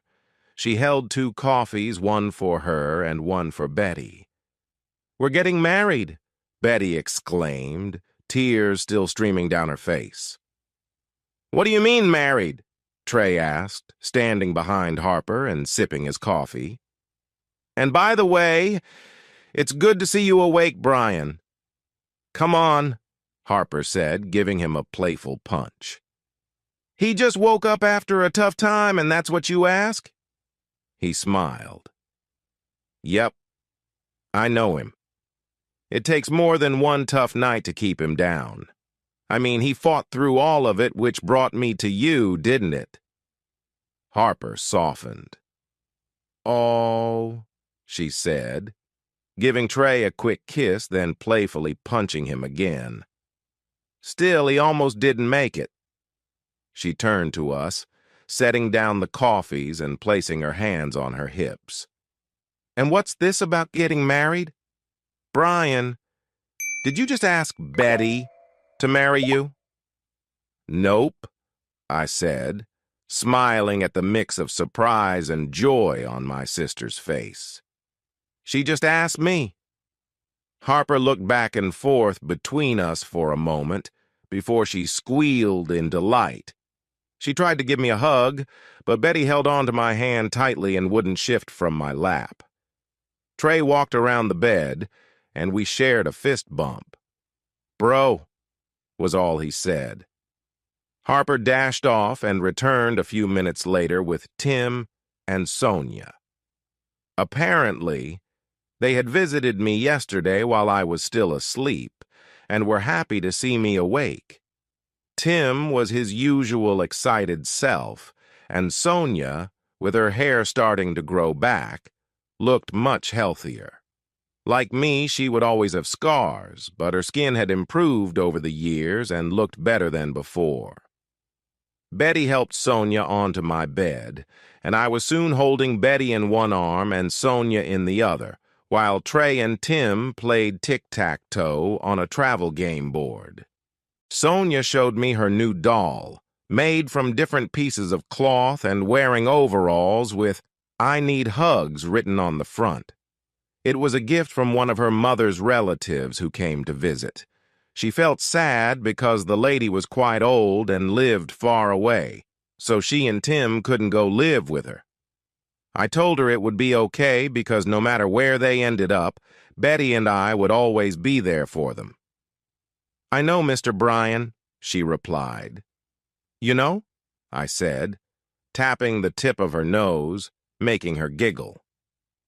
Yep, she said, moving the doll's arms up and down. And how do you know that? Betty asked, leaning back against me and gently touching Sonia's cheek. Because Mom and Dad told me, she said matter-of-factly. Your Mom and Dad told you? Betty asked curiously. Yeah, Sonia explained. The night of the big storm a few days ago. Mom and Dad told me in a dream that Mr. Brian and Mrs. Betty would take care of Tim and me. I glanced at Betty. It was interesting how Sonia said Mrs. But neither child knew what had happened earlier with the proposal. Sonia had always called her Ms. Larandra before. Sonia started humming happily, tracing the scars on the back of my hand while holding her doll close to her chest. A few hours later, my parents arrived, and there were hugs all around. They greeted everyone, including Tim and Sonia, and I noticed Mum giving something to Betty out of the corner of my eye. My brow furrowed, until a few minutes later, as I was sitting up, Betty sat on the side of my hospital bed and opened a small box in front of everyone. Brian, I know our journey has been unusual, full of ups and downs. You have been there for me in tough times, and now I want to be there for you when things seem hard. When I look at you, I don't just see a man who has faced challenges. I see a strong man fighting through difficulties. I see a kind man who gives of himself, even when it is tough. I see a wonderful and steady man that I have completely fallen in love with. Brian, my love, my heart, my soul. Your mother gave me this ring, her mother's engagement ring, as a symbol of our love, unchanging and formed by life's trials. She paused and smiled. Would you do me the honor of taking this ring and agreeing to be my husband? I looked around the room and saw everyone's expressions. Everyone was smiling and waiting for me to say yes. I frowned. I can only say yes on one condition, I said quietly. Everyone held their breath. What condition is that? Betty asked in a whisper. She wasn't too worried. I had said yes before, but we hadn't talked about any conditions. My condition is that as part of our marriage, I said seriously, these two wonderful children here need a home. They come as part of the deal if we marry. Betty's face lit up with a big smile, and both of us looked at Sonia, then Tim.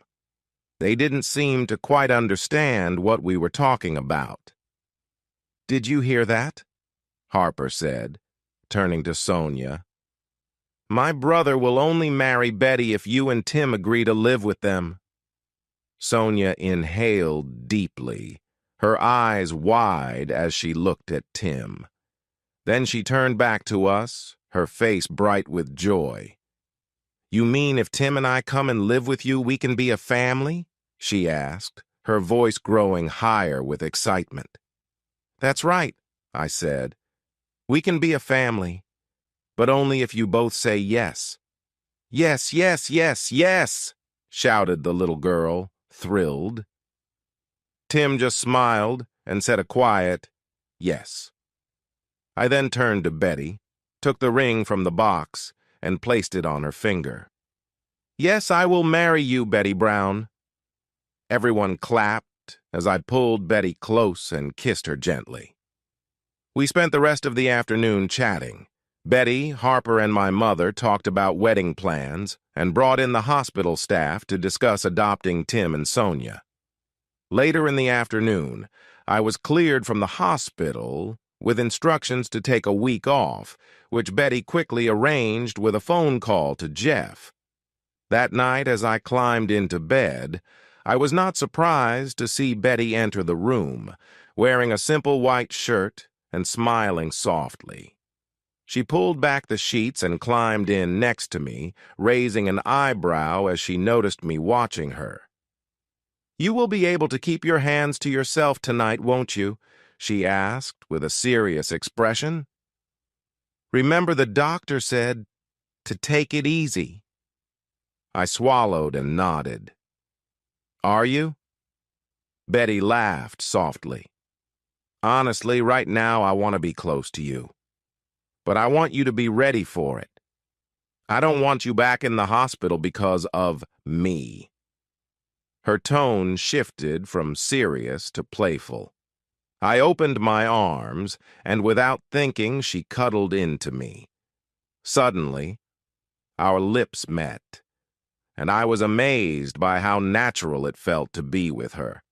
I felt her hands wander. She caressed my arms and touched my face as we kissed. After a moment, she pulled back, holding my face and looking into my eyes. I love you, Brian, she said. And I love you, Betty, I replied. After a little while, we paused and reflected. Betty, I said softly. I know, she replied. Just hold me as we fall asleep, please. I want to feel your arms around me. I smiled as she nestled closer, feeling comfortable and happy. She giggled softly. I know you care about me, she whispered, settling against me. Soon. Very soon. She was right. I wanted nothing more than to be close to her, but I knew I could wait a little longer. As I fell asleep with my arm around her for the first time, I didn't dream of past troubles. Instead, I dreamed of warmth, love, and a family, with Tim and Sonia along with our own future children. In the morning, I woke up to find Betty already awake. She lay there, and when I opened my eyes, she smiled and touched my cheek. Hi, she said. Hi, I replied, looking back at her. Betty, please tell me this is real. I never thought I would find someone who loves me, someone who accepts me. She leaned in and kissed me. It's real, my love, she said softly. And she paused. What is it? I asked, suddenly more alert. Brian, I was wondering if you'd let me do something for you. I grinned at her. Something fun? Betty shook her head, blushed a bit, and then nodded sideways. No, not really, but it involves some touch. I propped myself up on my elbow, feeling warm from being so close to her all night. What do you want? You know I would do anything for you. She glanced at the bedside table behind me and then back at me. I noticed my alarm clock and saw it was only 7:30 in the morning. We have all day, I said. Other than visiting the kids, is there anything else we have to do today? She nodded. I wasn't really looking at the time. I had a dream last night, and I was wondering if you would let me act it out. A dream? I asked, my smile returning. She nodded and got up, walking around the bed. I admired her as she picked up a bottle of lotion from the far edge of my bedside table. If you don't mind, she said shyly, I'd like to rub this on your back. As someone who had suffered burns, my skin needed regular care to stay healthy. If I didn't take care of it, my skin became red and irritated. I often went to the doctor for this, and part of my routine was applying lotion to keep my skin moisturized. I could usually manage my face and arms easily, but my back was harder to reach without a special tool. I was glad that my fiancé wanted to help me with this. I swallowed and nodded. I would like that, I told her, feeling a bit nervous. The smile she gave me was bright, like she had just finished a big fashion show and was beaming at everyone in the audience. We took a few minutes to get ready, taking care of our morning needs, and I grabbed some towels from the hall closet to place on the bed. I took off my shirt while Betty watched, and I noticed a mix of emotions on her face when she saw the scars on my back for the first time. In Sydney, she had mostly seen my chest. My back, however, was marked in a way that was much more noticeable. I let her look, no longer worried about being turned away. I knew she loved me, and I was quiet. "Brian, would you be okay if I touched you?" she asked gently, a bit nervous. I nodded. "If it's your touch." A moment later, I felt her soft hands on my back. She traced the lines and scars, exploring each part. I was surprised when I felt the first gentle kiss on my back. Betty was kissing the parts I usually hid from everyone. But now, I felt I could trust her. After a little while, she asked me to lie face down on the bed. I lay down, positioning myself comfortably. I felt Betty sit next to me and heard her open the moisturizer. Her first touch was light and gentle, so I encouraged her to be a little firmer. For the next several minutes, her hands moved over my back, my shoulders, and my arms as she rubbed in the cream. It felt nice to have someone help soothe the areas I couldn't easily reach. Then, she moved to my lower back. I have some scars there, though not as many as on the rest of my body. "Lift your hips, please," she said. I did, not realizing what she would do next. Before I knew it, she had my shorts down to my knees. Very nice," Betty said, and before I could say anything, she guided me back down onto the bed and continued to massage my lower back. "Relax. I know this feels strange, but I want to help us get closer," she said, trying to calm my nerves. "I want to learn every part of who you are." As she said this, I felt her lean over and kiss my lower back. "I care about you. Please let me show you," she said gently. In that moment, I felt her kiss my left side, then my right. Underneath me, I could feel my excitement growing. I was about to turn when I felt Betty closely beside me. We had spent weeks getting to know each other, sharing kisses and moments. But this time felt different. She positioned herself next to me, and I could feel her warmth against my skin. As she lay down, I felt her pressing against me. Her arms wrapped around mine, and then she kissed my neck, which made me shiver with delight. We stayed like that for a while, her body on mine, and I could sense a connection growing between us.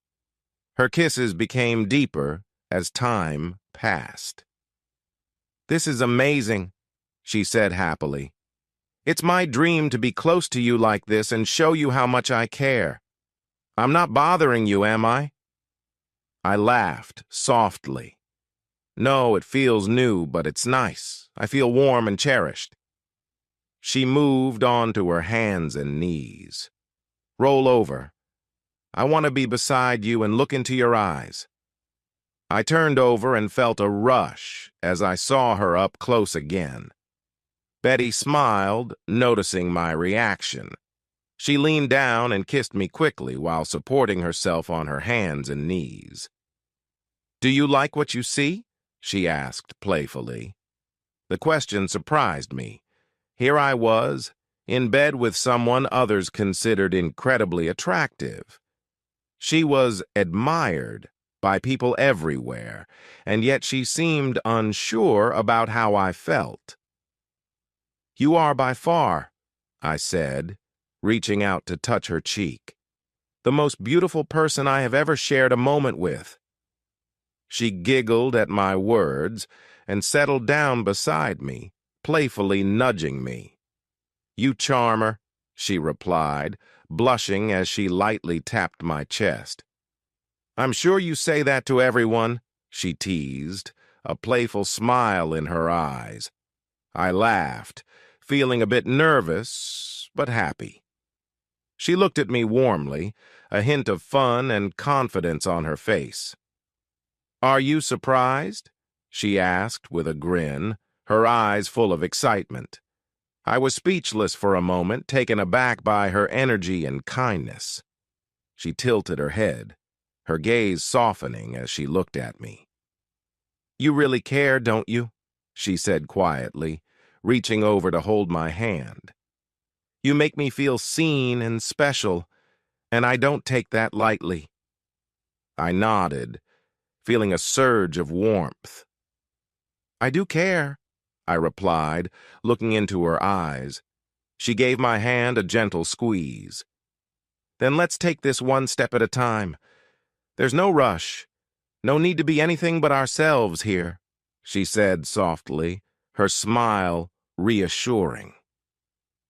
The moment felt right, filled with the kind of trust and comfort I hadn't expected. We sat there in silence for a while, content just being close, knowing that whatever we shared was genuine and special. Brian couldn't believe this was happening. He felt nervous yet joyful, looking at Betty with awe and gratitude. She held his hand, and they both shared a deep, silent moment, feeling a closeness he hadn't experienced before. They lay together, both knowing they were sharing something genuine and meaningful. Betty looked at him, her eyes full of warmth. "You make me feel special, Brian," she said softly. He held her closer, his heart pounding, and smiled. They spent the morning simply enjoying each other's company, talking, laughing, and letting the time pass peacefully. Their connection was deepening, and it felt natural and right. Brian felt like he was finally where he was meant to be, with someone who truly understood and valued him. In that quiet, shared moment, they both knew this was a love built on mutual respect and trust, a foundation they could build a future on. "Let's have a baby together." Hearing those words stirred something deep in me, surpassing any pleasure I had felt before. As we relaxed, Betty kept her head close to mine. "Did I do okay?" I asked, my voice a bit shaky. Betty laughed softly. "Brian, you were more than okay. It was amazing. Did you feel how I was around you?" Her words sounded sweet and a little playful, and I enjoyed how she talked about our connection. "Yes, it was incredible," I responded. I shifted away slightly, and she curled up next to me, resting her head on my chest, as her finger traced one of my chest scars. "Brian, that was the first time I've ever felt that way with someone," she said. I paused to think about it. She had mentioned before that she had been with other people, but she also said I would be her only one now. That made me smile. I leaned down and kissed her forehead. "Thank you," I told her simply. She looked up at me and smiled. "You're welcome. Just so you know, Brian, you're mine now," she said. "I have been since that first kiss," I replied, and she returned my smile. "But I want you to know that I am yours too. No one else will ever share this with me, and if someone tries, I won't let them," she said. "I feel the same way," I replied, a slight growl in my voice. She laughed, happy as we enjoyed the moment together. "I want to be the first for you, and there are some things I'd like to explore." "Like what?" I asked, holding her close. Betty turned a bit red. "Well, one thing people talk about is trying new things," she said, laughing a bit as I shifted. "I've never felt ready before, but I'd like to try with you, and I hope we can keep it between us." I thought it over and nodded. What else? I'd like to try being tied up and blindfolded, she said. I noticed her change in mood slightly. Got it, I said. What about your wishes? She asked me. I took a moment to think, unsure, but she pushed me to be honest. Well, I've thought it would be fun to share sushi in a different way, I said, remembering a show I saw once. She giggled and then turned serious. Have you ever thought about a wild night? I haven't really, but I know of some. No, I interrupted. Just drinks with you any day sounds good, but nothing that could harm us. I've seen the impact. She squeezed my hand. Me too. We're on the same page about that. We spent some time talking about what we liked and didn't like, and I learned that her past experiences were quite simple. She explained that she hadn't found someone she truly loved and trusted until now. She wanted to explore new possibilities, but only with someone who would treat her kindly. After about an hour and a half, we finally got out of bed, showered, dressed, and went to the hospital to visit Tim and Sonia. They were so happy to see us, and we began talking about family life. We spent most of the day together, and Sonia was especially excited about being able to leave the hospital soon without needing a nurse. I had a feeling it wouldn't be long before she went home, and we hoped they could join Betty and me in our place. Later, we were in Betty's car on our way to Harper and Trey's for dinner, when Betty turned to me with that familiar tone. Brian, she said, the kind of tone that indicates she might ask something important. Yeah, I answered carefully. I hoped it wasn't anything too serious, since we had enjoyed our time together earlier. I was wondering, when we get married, where will we live? She asked. I hadn't really thought about it. My house was nice, but it had only 2 bedrooms. That meant Tim and Sonia would need to share a room, which was fine for now. But in a few years, as they entered their teenage years, that could become an issue. Betty had a 3-bedroom apartment in the city, but one room was taken by Sandra, which didn't give us much privacy either. I hadn't thought about that, I said after a moment. I don't think either of our places will work long term. Is that what you're getting at? Betty nodded as we drove through the neighborhood. I think we need to find a new place, she said. I suppose, I agreed. Selling my house could take some time, and I wouldn't want to ask your mom to move out. Betty laughed softly. No, we wouldn't want to do that. Sandra was still in Paris, fixing things with the event organizers about Betty leaving early. They agreed Betty could attend the next show for free, and she was also dealing with issues involving Brian Dumont, who had caused some trouble. Since Dumont was from France and classified as a French citizen, he faced some serious consequences. He would likely be held until he could meet with a judge, or he could be released on bail. But he would have to give up his passport and could not return to Australia. I was thinking, Betty said, looking out the window as we passed other houses. We could search for a nice big place with 4 or 5 bedrooms, open living, something that feels like home for a family. Can we afford that? I asked. I know you're worth a bit more than me, but in this good area near Tim and Sonia's school, that must be worth over $1 million, right?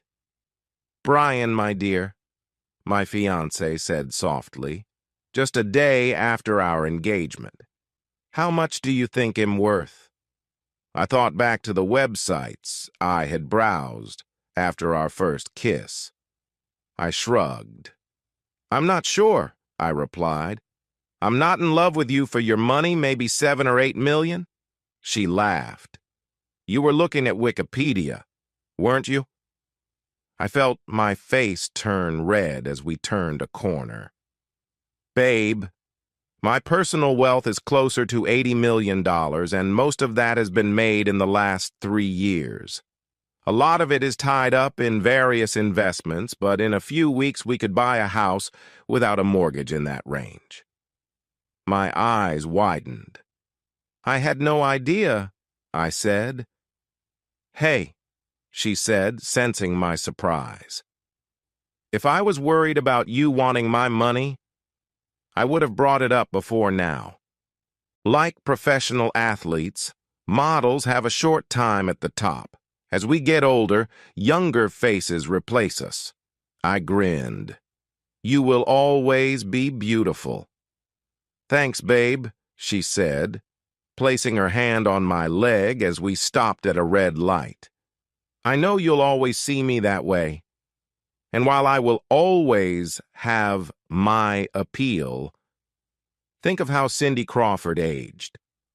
I know my popularity will fade over time. While we're successful, we make as much money as we can, then let smart people help us invest so we can be comfortable for life." The light turned green. "That makes sense," I replied. "Besides, don't you think it would be nice for us to give Tim and Sonia a brother or sister in a few years?" I looked at the amazing woman beside me, her smile bright and her eyes shining with excitement as we pulled into Harper and Trey's driveway. "I think I would like that," I said thoughtfully, turning off the car. The next few months were busy. Betty managed to work from various studios in the city, only needing to travel 3 times over 2 months, and those were just day trips. Sandra came home not long after our drive, having seen the proposal on video. She insisted that Betty and I sit down with her and explain everything from finding me unresponsive outside my place to Betty's proposal to my wish that we work on adopting Tim and Sonia. The thought of becoming a grandmother and having 2 kids to care for filled Sandra with excitement. As Lorandra, Betty's agent, she had many connections around the world that helped her get things done. By the end of her first week back, she had finished legal paperwork that would allow Betty and me to take care of Tim and Sonia when they were released in about a month. We also talked about buying a new house. Together with my parents, Harper and Trey, everyone helped Betty and me find a good home. We discovered a lovely 5-bedroom house in the northern suburbs. It had a decent-sized yard and was positioned on a hill with views of the city. The house was fairly new, built by a young lawyer who wanted to start a family. Sadly, he and his wife separated, and now they were selling the house as part of their divorce. The rooms were spacious, and the master bedroom felt almost as big as my old house. It had a nice walk-in closet for Betty's clothes and a large double shower that I was eager to try. There was also a big garage for 3 cars, complete with a workshop for my things, and I immediately loved the back deck with its wonderful views. We spent almost a week moving our belongings and buying furniture, making sure the rooms for Tim and Sonia were ready. We decided to move in on the same day they would officially come to live with us. While they knew most of this, seeing it all in person was different. I have some great video of us bringing the kids in and their joyful shouts as they saw their new home and their own rooms. Sonia especially wanted hugs and happily placed her toy unicorn on her princess bed. For the first time, I felt comfortable walking around in shirts that showed my scars. Tim felt the same way, and Sonia wore pretty dresses. If they could be brave and show their marks, then I could too as their guardian. Betty and I talked about getting married in about 6 months, early in the new year when it would be warm in Australia. We didn't want to wait too long, as this would also be around the time we hoped to finalize the adoption of Tim and Sonia, making us a real family. There were some rumors about Lorandra and me, so Betty and I decided to ask Andrew to come and do a formal interview with us. Andrew wanted to take a family portrait including Tim and Sonia. We sought advice to ensure it was okay to include the kids in the interview since we weren't their legal parents yet. We were told that as long as government officials could review the interview before it was released, there shouldn't be any problems. For the first time ever, I felt like an ordinary person. I smiled at people in public and was even happy to talk about my scars when someone asked. At night, after I put the kids to bed, Betty and I would enjoy each other's company in our king-size bed. We talked a lot and often held hands. We also liked to sit together on the back deck with a drink in the early evening. I felt happy and ready to start my new life with my wife and the 2 kids I was proud to call my son and daughter. Just a few weeks before the wedding, everything changed. I had my right hand in a bucket of ice, the water tinted red with a little of my blood. My hand hurt, but a checkup had shown it wasn't broken, just sprained. I sat back in the police interview room, using a napkin to gently dab my split lip. After sitting for about half an hour, trying to ignore the dull decorations, a detective came in with a folder. He placed it down and sat across from me before opening it and reading. Mr. Brian Other, recently turned 28. Works as a landscaper for Big Landscapes, current legal guardian of twins Tim and Sonia Redding, engaged to Betty Brown. He frowned at her name while looking at a photo of her.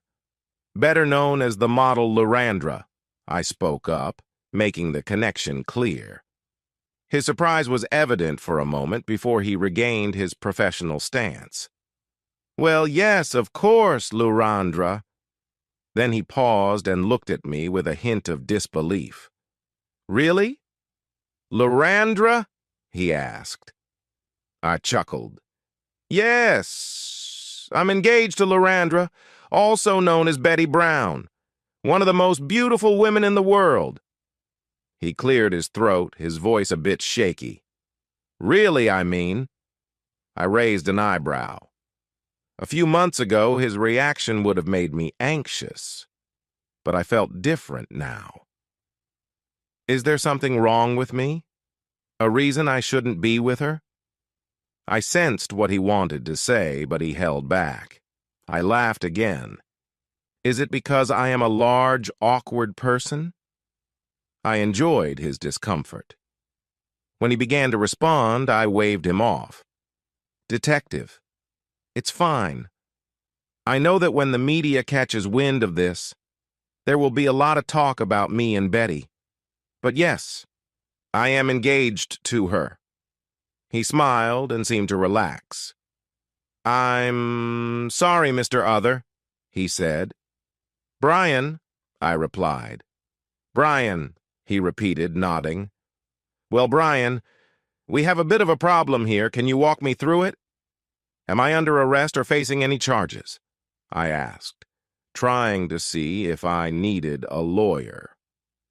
Not right now, the detective replied, shaking his head. Everyone is here, and we're interviewing each person separately. It's possible there could be charges, but it depends on what everyone says. What about Tim and Sonia? I asked. They're being watched by.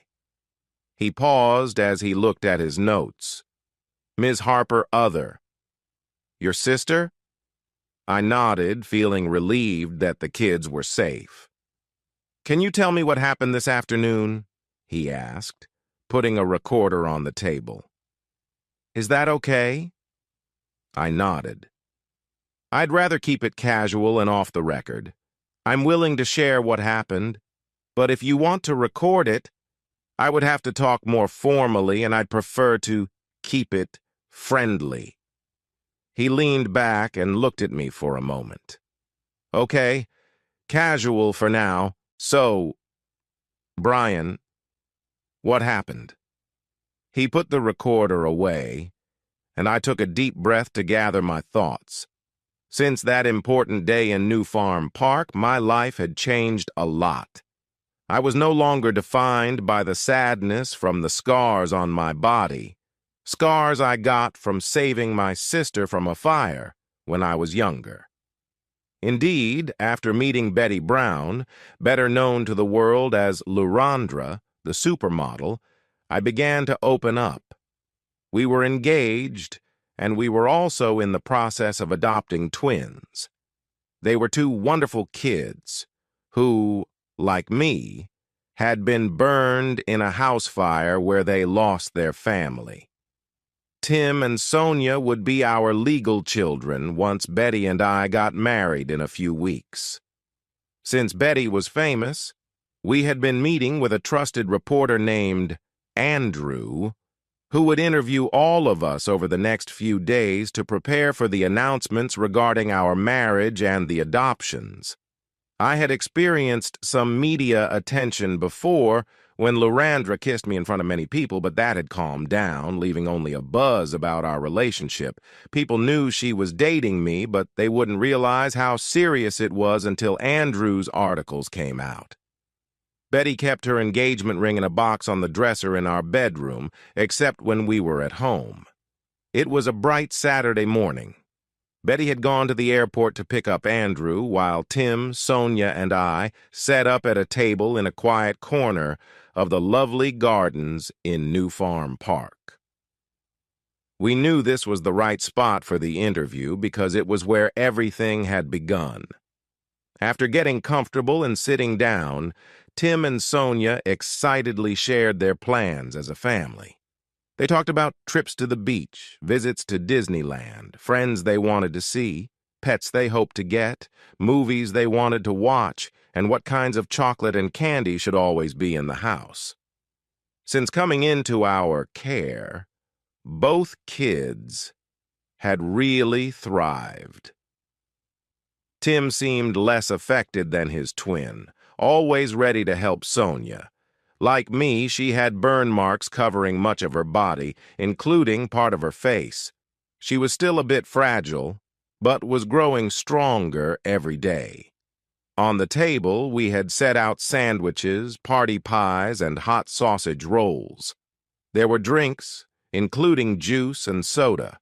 Both kids were eyeing a block of chocolate that was saved for later.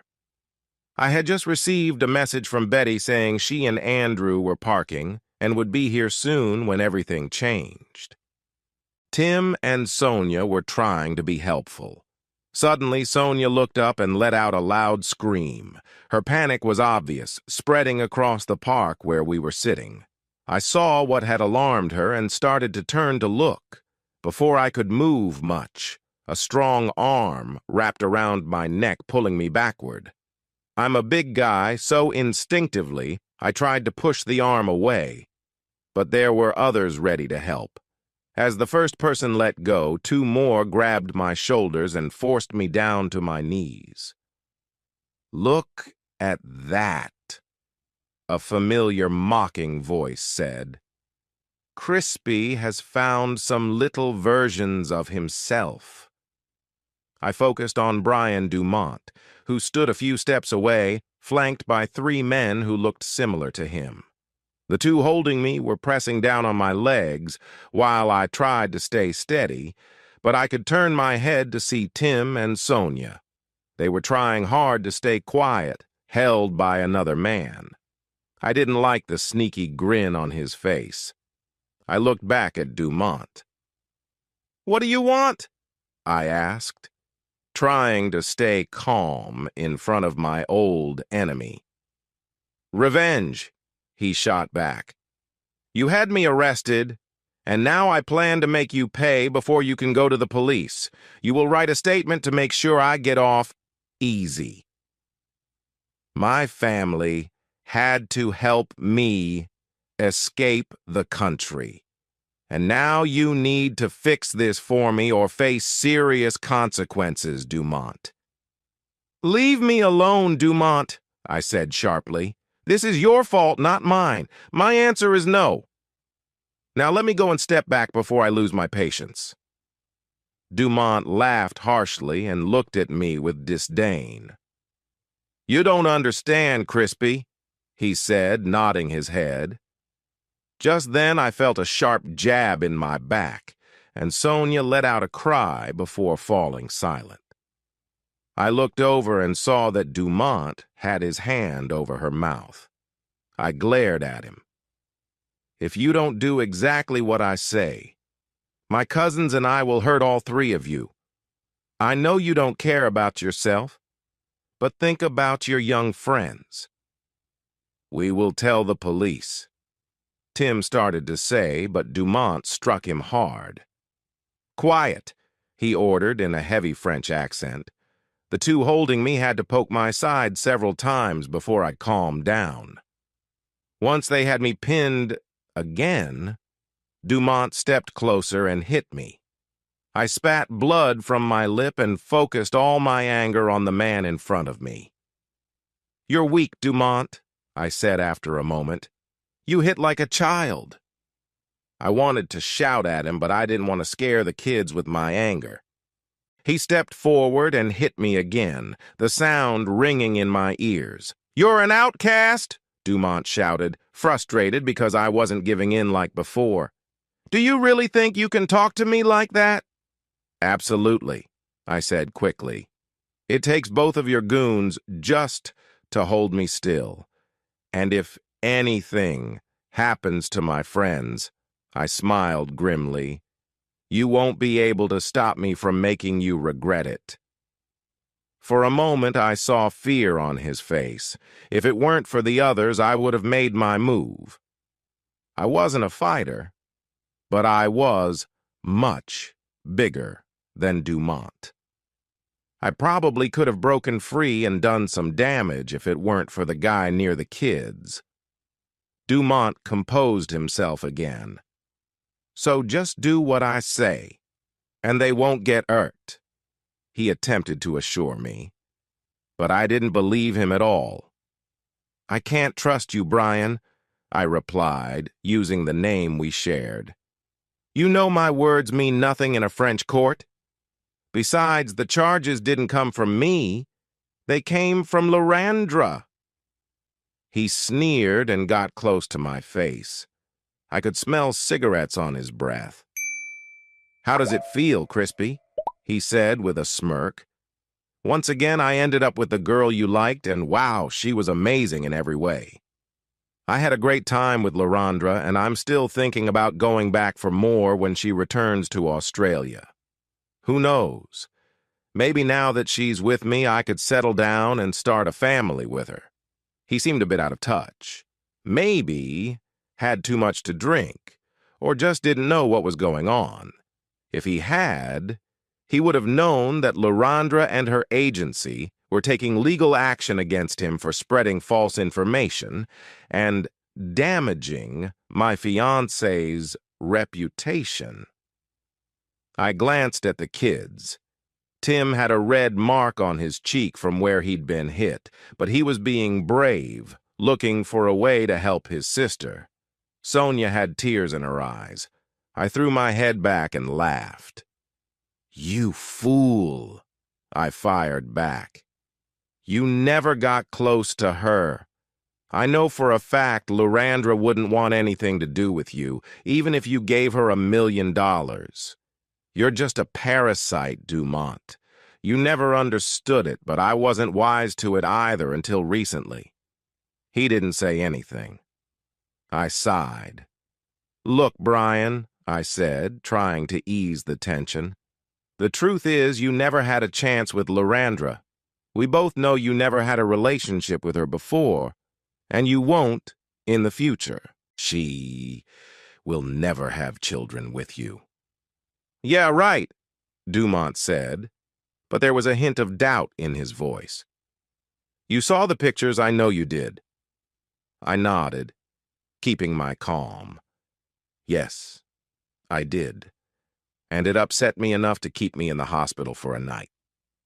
Dumont smiled, thinking he had the upper hand. But that doesn't change the fact that you and Lorandra are not meant to be. I know the pictures are fake, and besides, she is with someone else, I said firmly. If he didn't know the latest about my relationship, maybe I could use that to my advantage and help the kids escape. Yeah, her ex, Tommy, Dumont said smugly. She played you, Crispy, used you for attention. She's going to marry Tommy, and you'll just be stuck here with these 2 kids. All 4 of the men laughed. I shook my head. No, she's not with Tommy, I told him. I just needed a little more time. Surely someone heard Sonia's scream. There weren't many people around yet, but there were some in the distance who might notice and come to help. He scoffed at me. You really think a woman like Lorandra would ever be interested in a guy like you who has to hang out with kids that look just as rough? Before I could respond, a new voice broke in. Yes, he is, my fiancé said. He is the strongest and most handsome man I have ever met. Standing next to my bride was Andrew, along with 2 police officers. One was using a radio, likely calling for help. I'm so amazed by Brian Other, Betty said. I love him more than anyone can know, and we're getting married soon. Not only will those 2 kids you are holding join my husband and me as a family, but I also plan to start a family with him. Dumont looked shocked at Betty, then at me, and back again. I smiled widely at his surprise, and Betty was just as happy sharing her love for me. Dumont glanced at the kids, and as he did, I felt the 2 who were holding me relax at the sight of the police. Suddenly I was free and stood tall, sending them backward. I could still feel the earlier hits to my side, but I didn't care. I wanted to make a statement to Dumont. Give it up, Dumont, I said firmly. This isn't high school anymore. I'm not that kid you picked on. I've changed. I have people who care about me. I'm engaged to the most wonderful woman, and I know she loves me deeply. You've read about great love stories. Well, now you can add Lorandra and Brian Other to that list. It's a bond that you can't break. He glared at me, anger flashing in his eyes. Fine, Dumont replied. Then just vanish. Everything seemed to slow down in that moment. Dumont reached into his waistband, and I feared he was pulling out a weapon. The police were also drawing closer, but there were people in the way, including the kids. I knew they wouldn't shoot. I saw his fierce look and realized I had to act quickly. If he meant to harm me, others could be in danger too. As I said, I'm not one for fighting. Despite my size, I usually avoided conflicts and would rather walk away. But as Dumont tried to pull the weapon, I was already moving. He was only a few steps away from me, and I didn't need to move far. At the same time he turned to aim at me, I stepped forward, ready to defend myself. The sound Dumont made when I made contact was surprising. He staggered back and lost his grip, dropping the weapon. As my foot hit the ground, I threw my fist and knocked him down.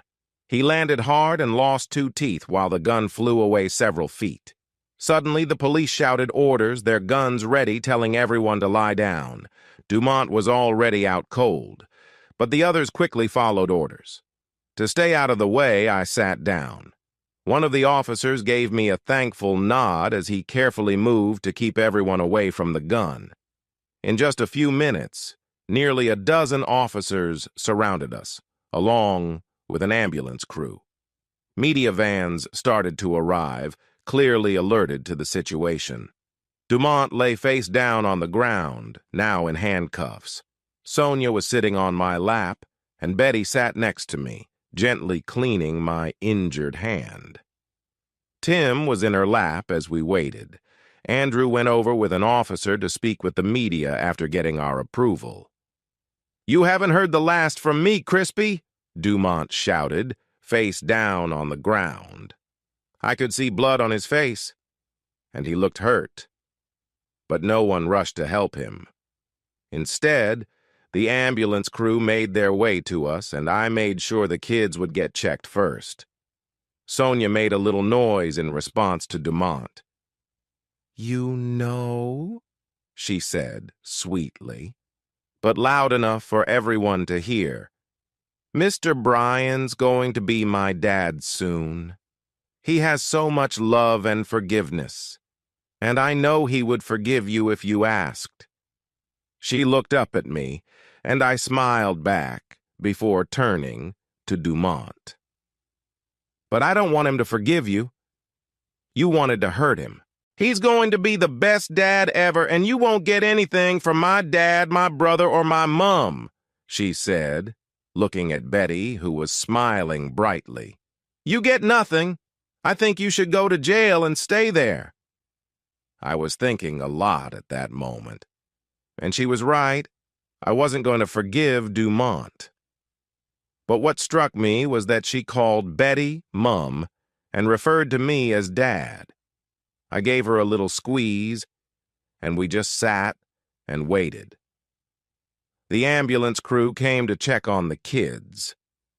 Betty waved them away from herself and then glanced at me. Lastly, they looked at Dumont. In the end, 4 men, French nationals who claimed to be on vacation, were arrested on several charges. Brian Dumont received help for a broken nose, some lost teeth, a fractured cheekbone, and a serious injury. As for me, I was given some pain relief, a bottle of water, and an ice bucket while I waited in a police room for everything to be sorted out. Our wedding was streamed online, with several companies paying a lot to Betty's agency for the chance to show it. Betty looked beautiful in her simple white satin dress.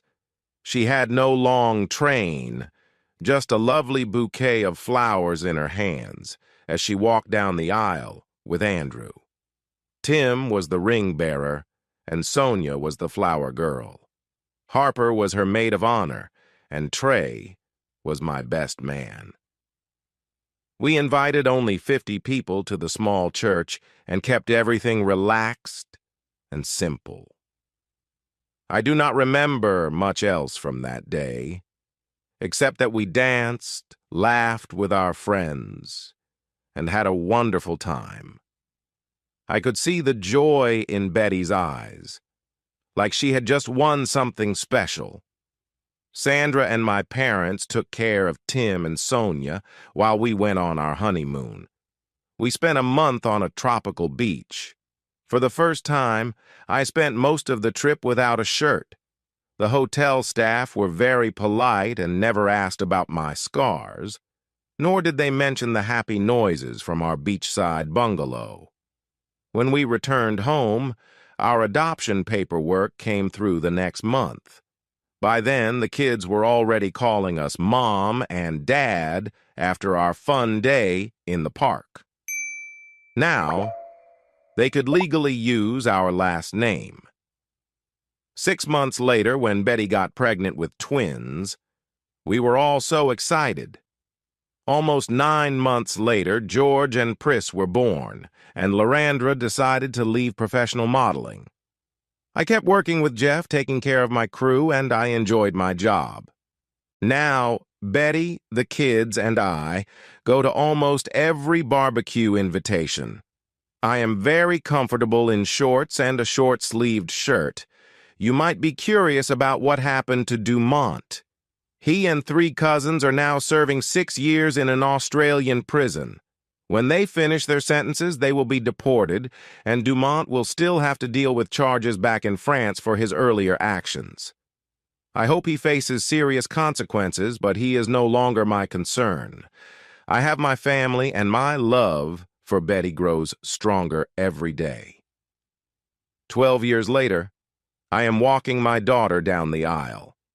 Sonia looks beautiful in her gown, which is actually Betty's gown, passed down proudly by her mother. Sonia is marrying Tony, the captain of the local university's football team. They went to high school together. One day, some of his friends were making fun of Sonia because of her appearance and scars. He stood up for her, and he says he fell in love when she looked at him and gave him her special smile. At first, I was a bit nervous. I worried that Tony might just be trying to hurt Sonia like Dumont had done to me long ago. But I was wrong. Tony has shown many times that he is a good man. For Sonia. Harper, Sandra, and Betty haven't let me worry too much about him dating my oldest daughter. Tim is still with his high school girlfriend. She is a lovely redhead, and I think he will propose soon. As for Betty, she never returned to modeling full-time. After George and Pris, she did a few shows, but then started her own agency with Sandra. They are doing well and represent notable models in Australia, the UK, and the US. During the wedding photos, Sonia posed with me. We both smiled proudly, showing our scars. They have become a mark of strength instead of shame. At the wedding reception, I had a special dance with Sonia. We both cried as we swayed to the music. When the song ended, I handed her over to her husband, and Betty took my arms. "My hero," Betty said, as I admired my wonderful wife. "No, you're mine," I replied, leaning down to kiss her. Her lips felt just as lovely as they did many years ago when she first caught my attention. She laughed, drawing smiles from the crowd around us. Betty, once known as Lurandra, touched my cheek, tracing the scar softly. "We've done well, haven't we?" I asked as we danced close together. "The famous model and the man with scars." She smiled at me, knowing that while I still feel a bit unsure about my looks, they no longer stop me from being seen. I have even been part of advertising campaigns that help burn victims feel proud of themselves. Betty shifted her hand to my chest, bringing me back from my thoughts, and then gently supported my chin. "We've done great, babe," she said, looking over at Pris, who was chatting with some of George's friends. Pris has her mother's looks but wants to study medicine, not modeling. George enjoys working with his hands and hopes to learn a trade after high school. I couldn't be prouder of all 4 of my children.